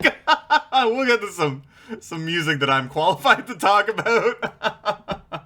Alright, see you in a bit. Alright, I am back. I don't know why I say, oh, see you later, I'm back, whatever. I'm gonna edit these together. But in case you noticed that, like, the light changed or I changed clothes or whatever, that's the explanation. Let's finish this off. Let's talk about my top 5 albums of the year, starting off with one that's been getting a ton of critical buzz, a ton of cult-like support. This is Geese's Getting Killed. And hear me out here. Follow me on this one. Is this maybe the one battle after another of music? Insofar as that it's this huge, critically beloved achievement that instantly started getting Album of the Year, Oscar buzz, kind of the biggest critical landmark in 2025 in terms of instantly getting all of that sort of buzz from pretty much everywhere. That now the discourse pendulum has begun to kind of swing back around on to what I would describe as contrarian foot stamping. Now, granted, when I wrote these slides, I think it was a lot more concentrated for both of these. Geese had just been on SNL, and it was before Marty Supreme had gotten a digital release. So people were still a lot more fixated on one battle after another and on Geese, whereas now I think the music conversation has moved a little bit. The movies conversation has definitely moved on to Marty Supreme. But whatever, for a little while there, you saw all sorts of abhorrently bad takes about that movie and about this album, holding it to like ideological standards that really nothing else meets. Complaining about the subject matter of this album by kind of critiquing Cameron Winters as a human and of the kind of literary character of the speaker in these songs in a way that makes absolutely no sense for like any other album, holding it to standards and saying it failed to live up to some sort of idealized person or artist or whatever. Basically just expecting a different album, perhaps responding to all of this hype and somehow letting that fester in your mind, not to just, oh, this is a good album, but this is going to be like my favorite album. It has to be. It's going to live up to the hype by delivering what I like. But instead, with one battle after another, I think it was a lot of like PTA veteran exhaustion, where this guy has been making critically acclaimed movies for like 2 decades now, and people are just like sick of it. They want to be contrarian. They want to tear him down. They want him to stumble and to miss. With Cameron Winters, I think it's just like very naked level zero envy in a lot of cases, where this is like a very young artist who got a big break and suddenly has the entire like critical world fixated on his album. And yeah, I think there's people that are just straight up extremely envious of that, and it's manifesting in this very contrarian, very angry response that the album kind of got in its second critical cycle.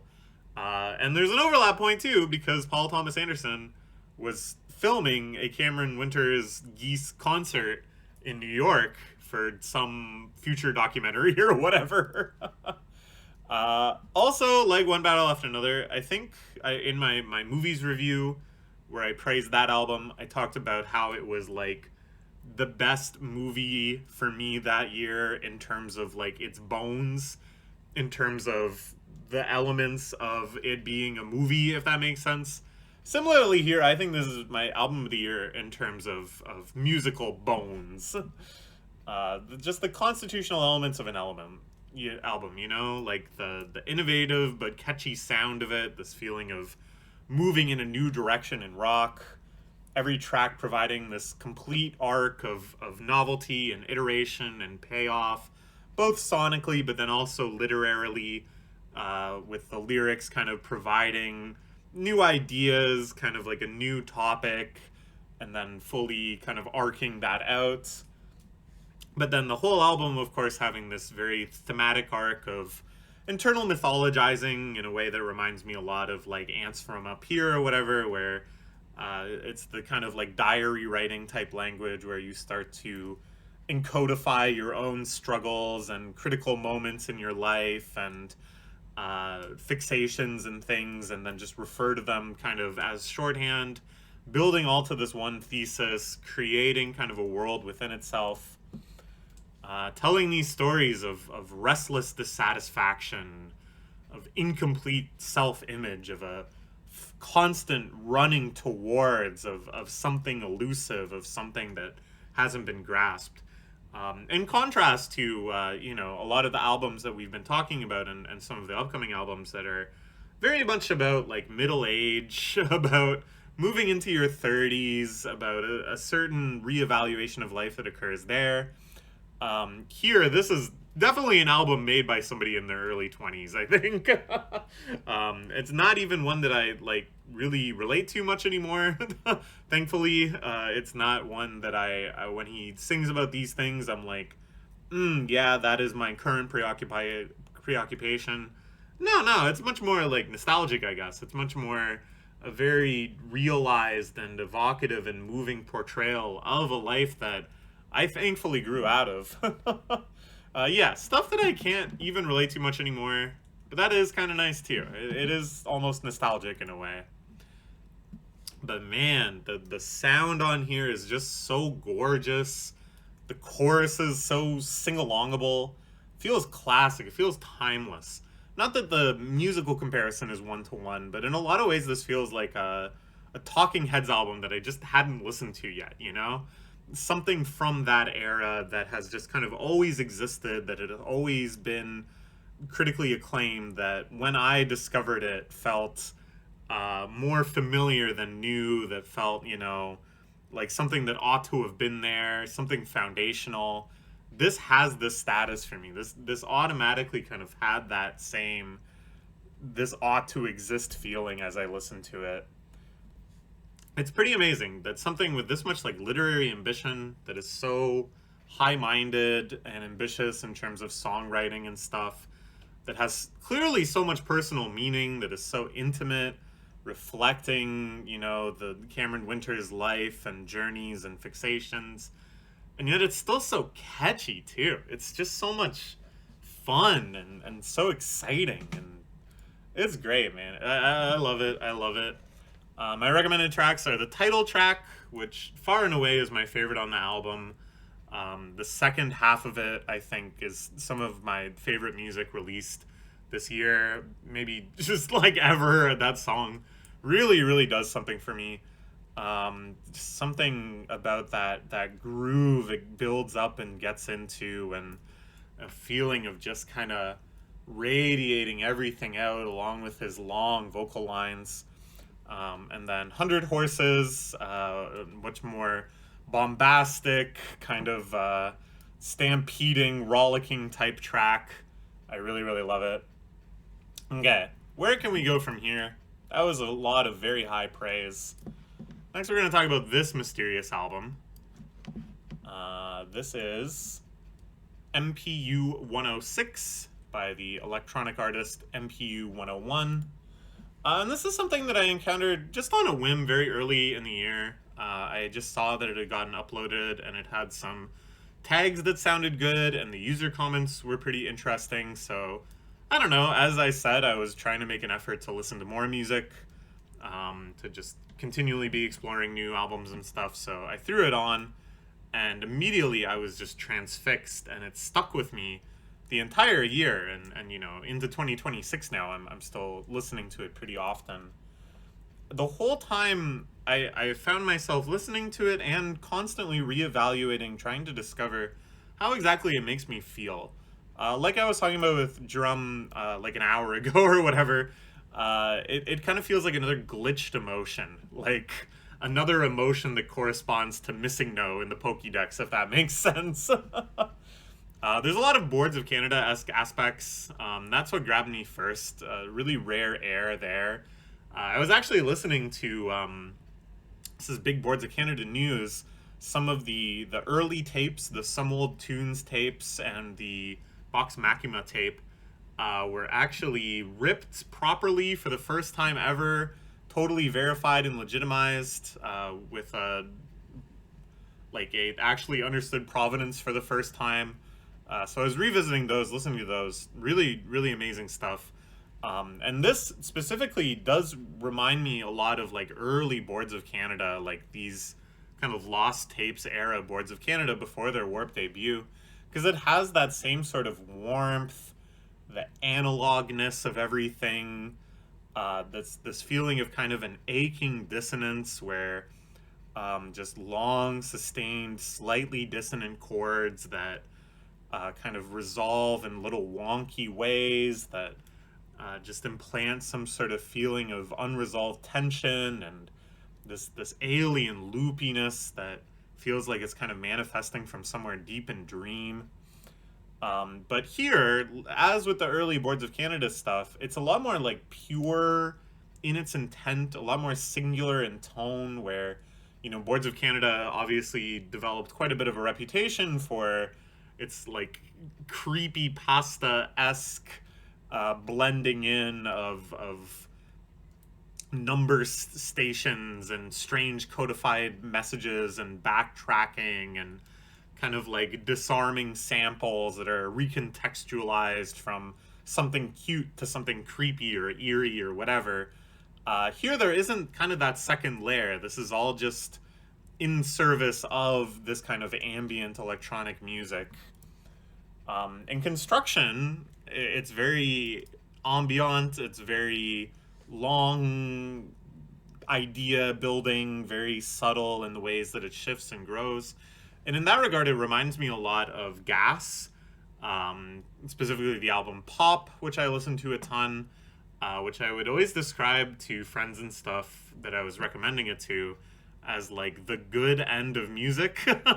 Like if we kind of imagine an evolutionary journey of music and it just keeps going further and further in various directions, then something like Gas is sort of like the good end. It's the happy ending of music where it has just cascaded away and sloughed away and evolved and emerged from any sort of like conflict or danger or reflection of distress, and instead is just like all the pleasant sensations of music, all the most blissful elements. I think this album also captures that kind of feeling.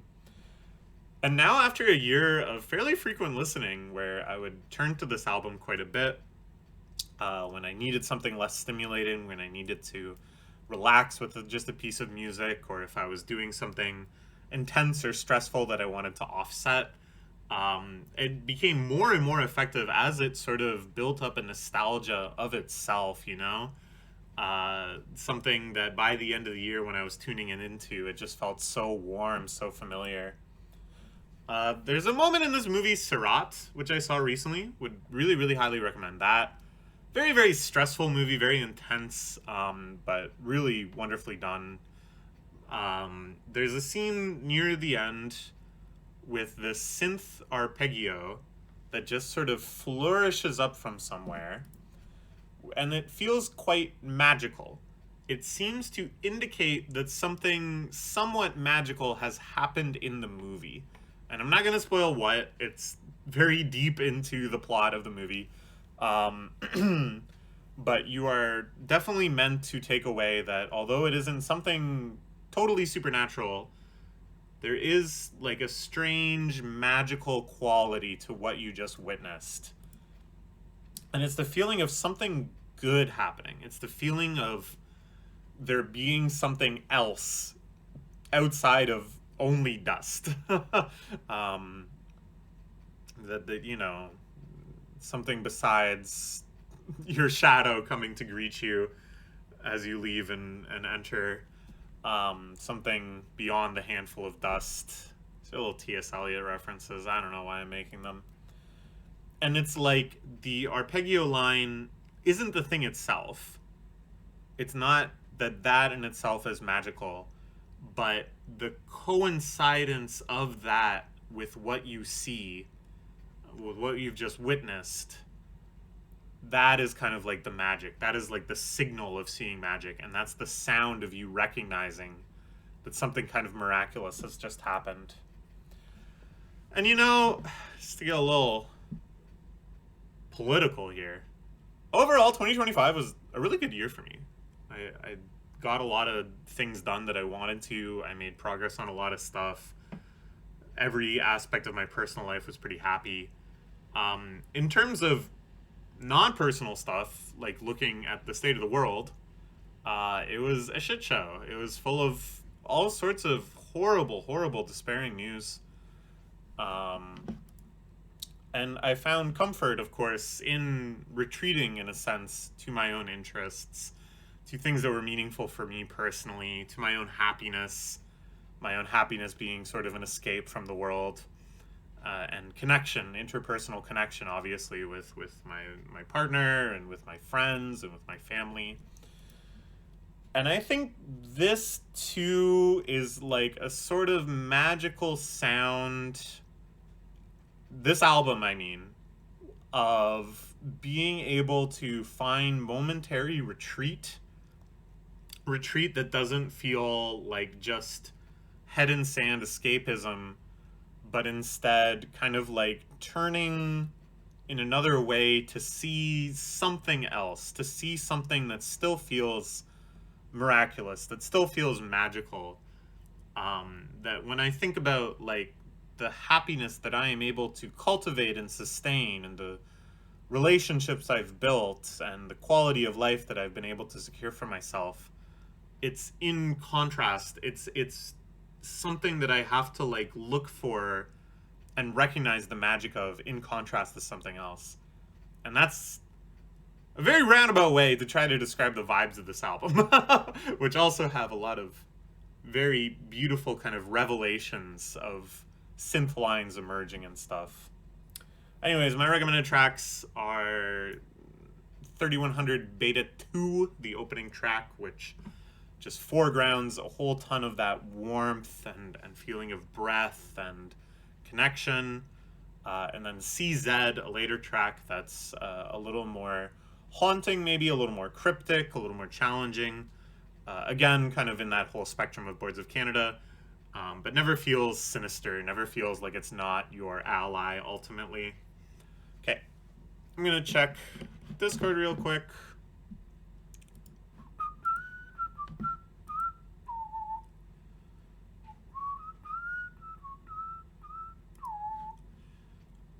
Okay. All right, let's talk about the top 3.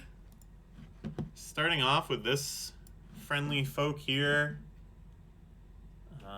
This very interesting painting. Really, really love this cover. This is the new album by Black Country New Road, Forever How Long. Continuing a pained and unnecessary analogy from my discussion of Geese, this is my Marty Supreme.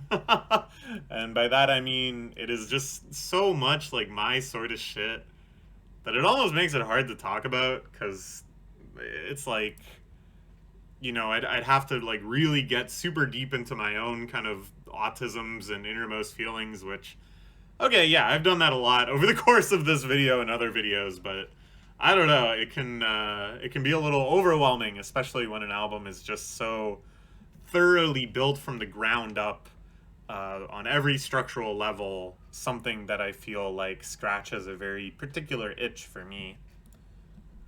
And yeah, this video is already like 2 hours long, I'm sure. I haven't added it up because I recorded it in chunks, but we don't need to get into it that deep. This is an album that is rollicking but precise, operatic but humble, baroque but folksy, and yet never feels like it's an album of contradictions either. It's never all those things juxtaposed with one another and surprising you with the interaction between these seemingly dichotomous things, but rather something that resolves itself entirely into just one singular coherent sense of personality. There's like someone that I feel I can see through listening to this. Feels like a friend of a friend, maybe somebody you've met at a party or two. And it's not that I'm thinking of someone in particular. I'm just trying to get across, like, when I listen to this, I can really visualize like a type of person that this album is telling the story of. Not the musician per se, but just like the poetic subject.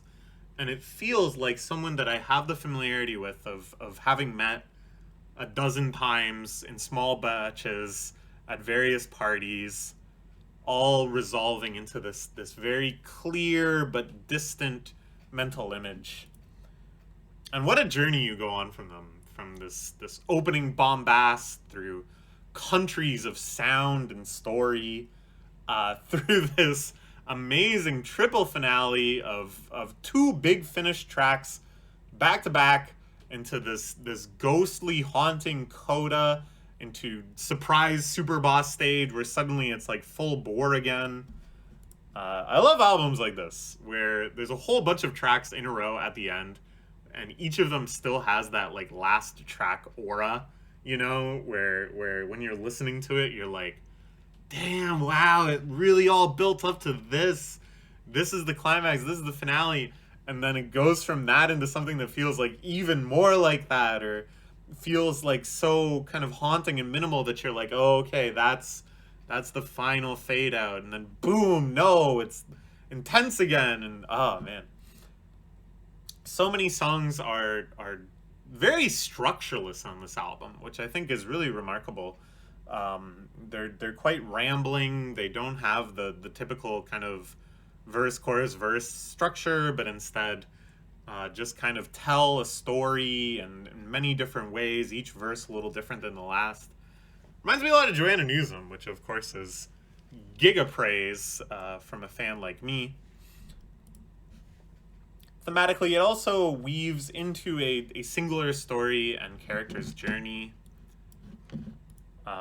It's a story, again, that has a lot of seemingly contrasting themes, maybe inconsistencies of character, but only in the way that, like,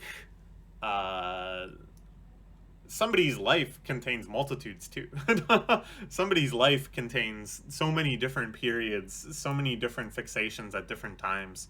You would never say that that's contradictory. You would never say that that's like complex or difficult to follow or anything, because you just understand that people just go through shit. They go through unrequited lesbian crushes on their best friends.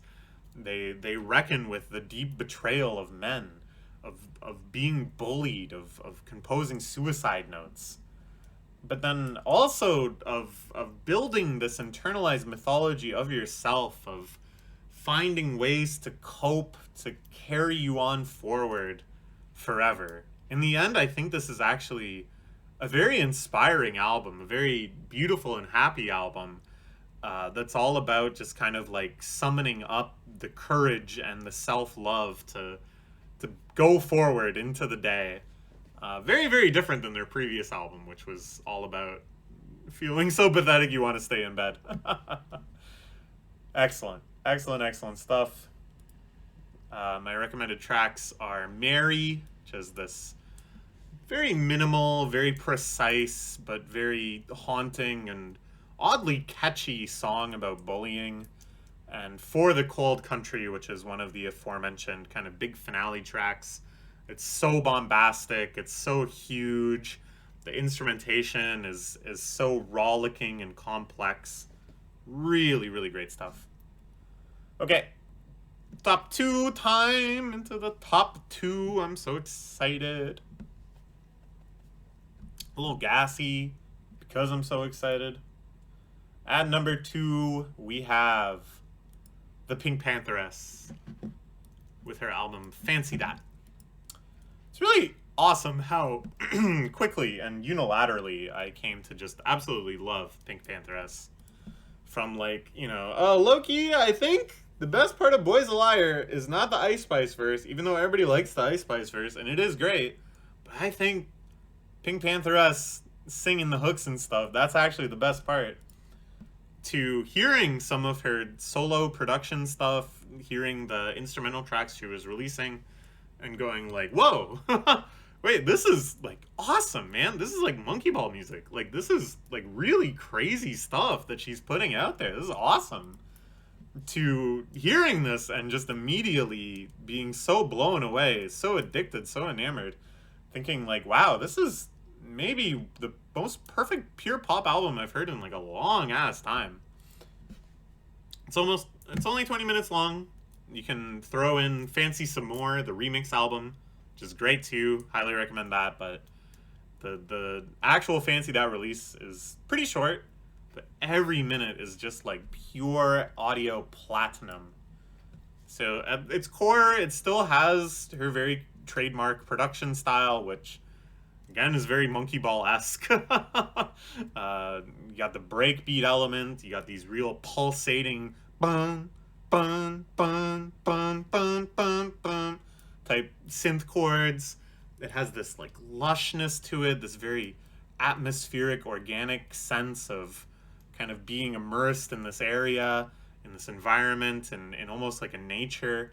And yet so sharp too. Just everything coming in so clean, so tight. Each track so quickly defines itself in rhythm and kind of the key motifs, foregrounding like a really addictive quality where every time I hear like even one opening second of any one of these tracks, I gotta hear the whole thing. I've heard it so many times now that it just auto simulates in my brain, and I have to kind of get the catharsis of listening to the whole thing. Just every element containing a tiny microcosm of the whole. And yet the whole thing flows so cleanly, you know? This feeling of like mastery, of bee hopping around in a zone of pure creative freedom where as soon as one track ends, there's no sense of like restlessness or urgency, but just so naturally the next track kind of blossoms and you're in this whole other mode and segue. I think it's got really expert like DJ type mixing too, where there's a lot of beat tracking, a lot of very like smart BPM adjustment. Never feels jarring, never feels like the energy is getting disrupted. It's anchored by her voice, of course. Her vocals are so amazing on this album, so smooth, so bright, in just this kind of cheerful, chipper excitement, and yet so alluring, really, like so dynamic and intoxicating, and it just brings you in deeper and deeper, and yet there's no pretense whatsoever. There's no kind of like ego behind it. Like she sings as if she's just kind of singing along to these tracks in her room with that sort of inhibition and funness while still having like so much richness and quality. So many fun little earwormy digressions and conversational breaks. It has like a real casualness to it where suddenly a track will just break out into conversation between her and some other singer kind of playing a role, to kind of riff on the concept of the track or whatever, or sometimes she breaks into kind of like a more spoken word breakdown between choruses or whatever. Oh, it's so good, man. It's so good. Lyrical themes of fast romance, of lurid nights out, of kind of a restlessness to get out and enjoy life and to fall in love and to be happy and to party and so many drugs. I love how unashamedly this album writes about drugs without any sort of pretense, without any sort of like trying to act cool about it, or at the same time not trying to act like self-destructive or bleak about it, but just like capturing the most positive elements of drugs, the pure excitement, the joy, the sensation, the sheer pleasure of them. It's so refreshing, man. After so many pop albums, especially like real kind of like club pop type albums that are just about like maturity, but then also about like petty ass beef that makes you sound like a high schooler.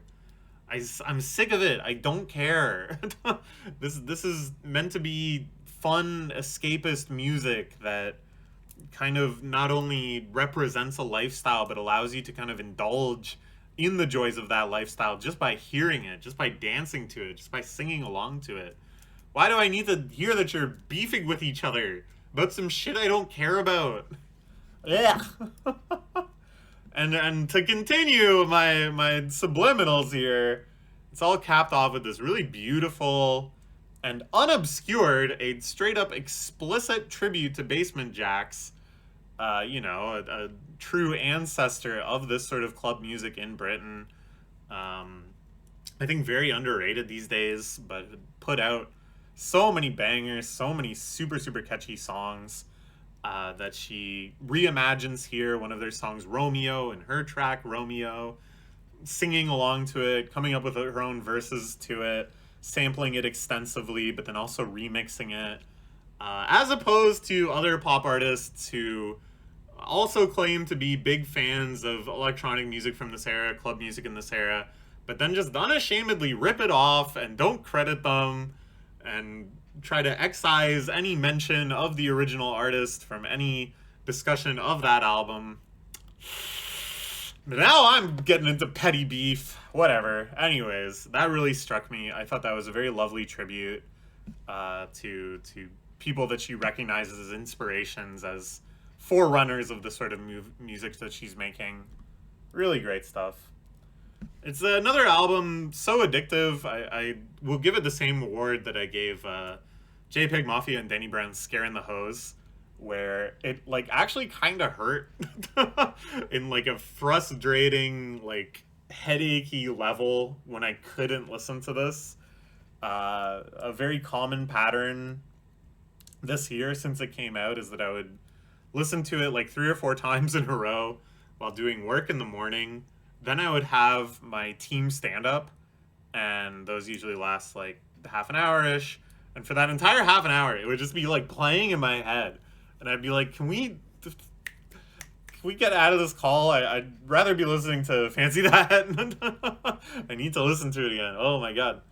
That level of sheer audio addictiveness, of an almost physical, chemical addictiveness, very rare, but really, really something special when you get it. My favorite tracks are Girl Like Me, an early one. I think this is the second track. This is one where it really clicked for me just how great this album was going to be after I heard that first transition and realized just the way the second track was amping up. The structure of this one's very cool too. There's all sorts of little bridges, even like a guitar solo. Noises, I think, is very fun. It's just sort of like a very silly, almost pastiche of the paranoia you might feel when you get a little too high. But in a way that's kind of tongue-in-cheek, that's having fun with it. Very, very different than, say, something like Billy Woods, who has similar themes. But here it has just that kind of like casual, conversational feeling to it, where it just it feels like one of those situations, but within minutes you're just laughing about it too. Really, really, really good stuff. Okay, but what is number one? What is number one? Well, first let's check Slack.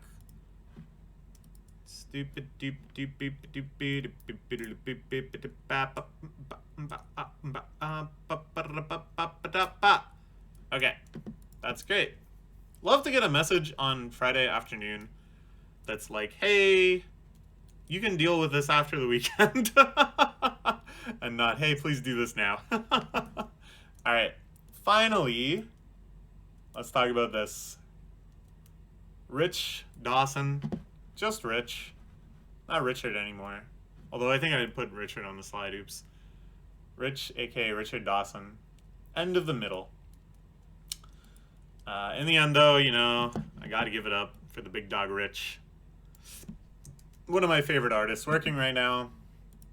And after his last 3 albums, which were this millennia-spanning triptych, having an album set in the medieval past, having an album set in present day, and then another album set in some unknown far future. Here he takes a step inwards, and a step simpler. A lot of these songs strip away some of his characteristics that people know him best for. The abrasiveness, noisiness, the hugeness. There's no 40-minute long track on this one. It's mostly just songs that have pretty relatively traditional song structures, relatively normal song lengths, and some with like a real straightforward sincerity to them. There's no kind of sinister second order meaning. There's no feeling of, oh, well, you're also supposed to be very skeptical of the narrator here, or, oh, well, you know, this is an individual story, but really it reflects on all of these societal issues. There's definitely some of that still, obviously, but for the first time, he is also just writing tracks from his own perspective that are wholly and entirely sincere. And honestly, when I listened to it the first time, it felt a little underwhelming because I was expecting those things and because I was comparing it to his previous albums. And it just kind of felt like, oh, okay, that's it. But the more I listened to it, the more I felt this like very deep, innermost light start to really shine through. That there was something very, very beautiful and very, very touching at the heart of all of this that motivated him to make this. Uh, Besides that, it's still just by far like the highest appeal of sheer capital L literary work of any working artist. That is to say, like, the more time I spend thinking about the lyrics and their themes and the meanings and the aspects of the human condition he is trying to convey to me here, the more and more I feel rewarded. The deeper the well seems to be, the more I dig from it. And of course, when I say working artist, Joanna Newsom does not clear the bar of working artist. Sorry.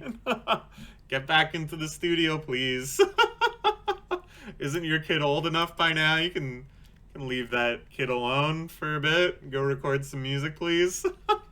So, of any working artist, I think the reward goes to Richard Dawson.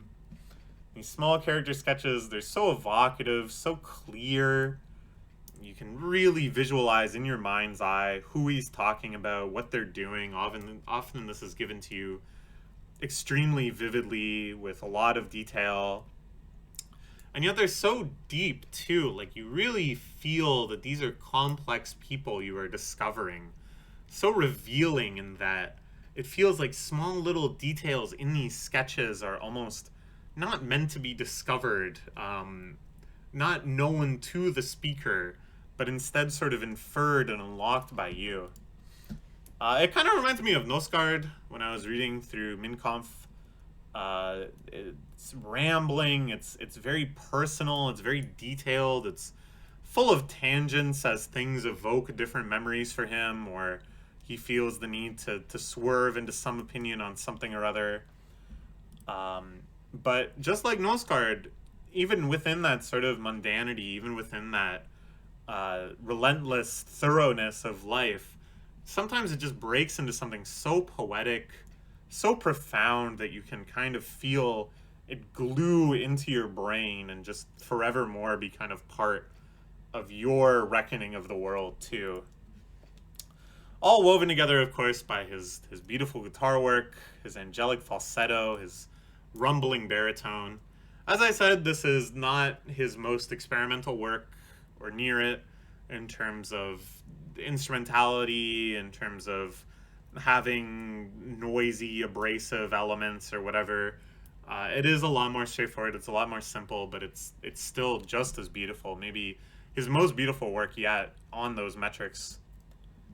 Through all these stories of the supernatural, of the mundane, of acute distress, of slow distress, of feeling like you're just not going to quite make it, of moments of satisfaction, though, and moments of change, of happiness, of quiet contentment and contemplation.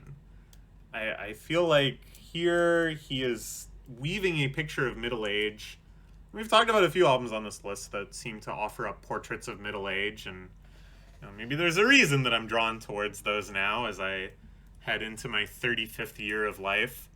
But this one, more than any, I think really feels like my future. It really feels most relatable, most understandable. All these different stories of people going through hard times, people going through good times, people not quite making it, people thriving. I don't know. It feels like it's all there for me in my life and the lives of other people around me that are just as important to me.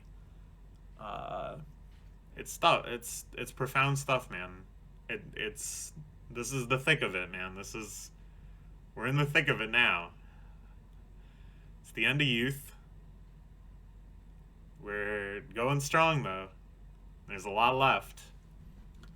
Alright, my recommended tracks are The Question, which is a ghost story of sorts about the life of a woman who continually, occasionally encounters a headless ghost in her childhood home, and Not, one of the more distressing tracks about a mentally ill person who has a bit of a breakdown while attending a wedding. It seems very, very heavy, very, very close to home. But it's just one of many things in life, you know? Alright, that's all. That's my list. Let me know, did you like any of these? Is there other ones you expected to see? I did listen to like a lot of other ones, but 15 seemed like a good amount. I think if I'd bumped it up to 20, who knows when the hell this would have come out. Let's look forward to 2026 as well. New Matryoshka album? It's kind of huge. My favorite album of the 2010s, after 14 years, finally gets a follow-up. It's kind of huge. Alright, that's all for now. Goodbye.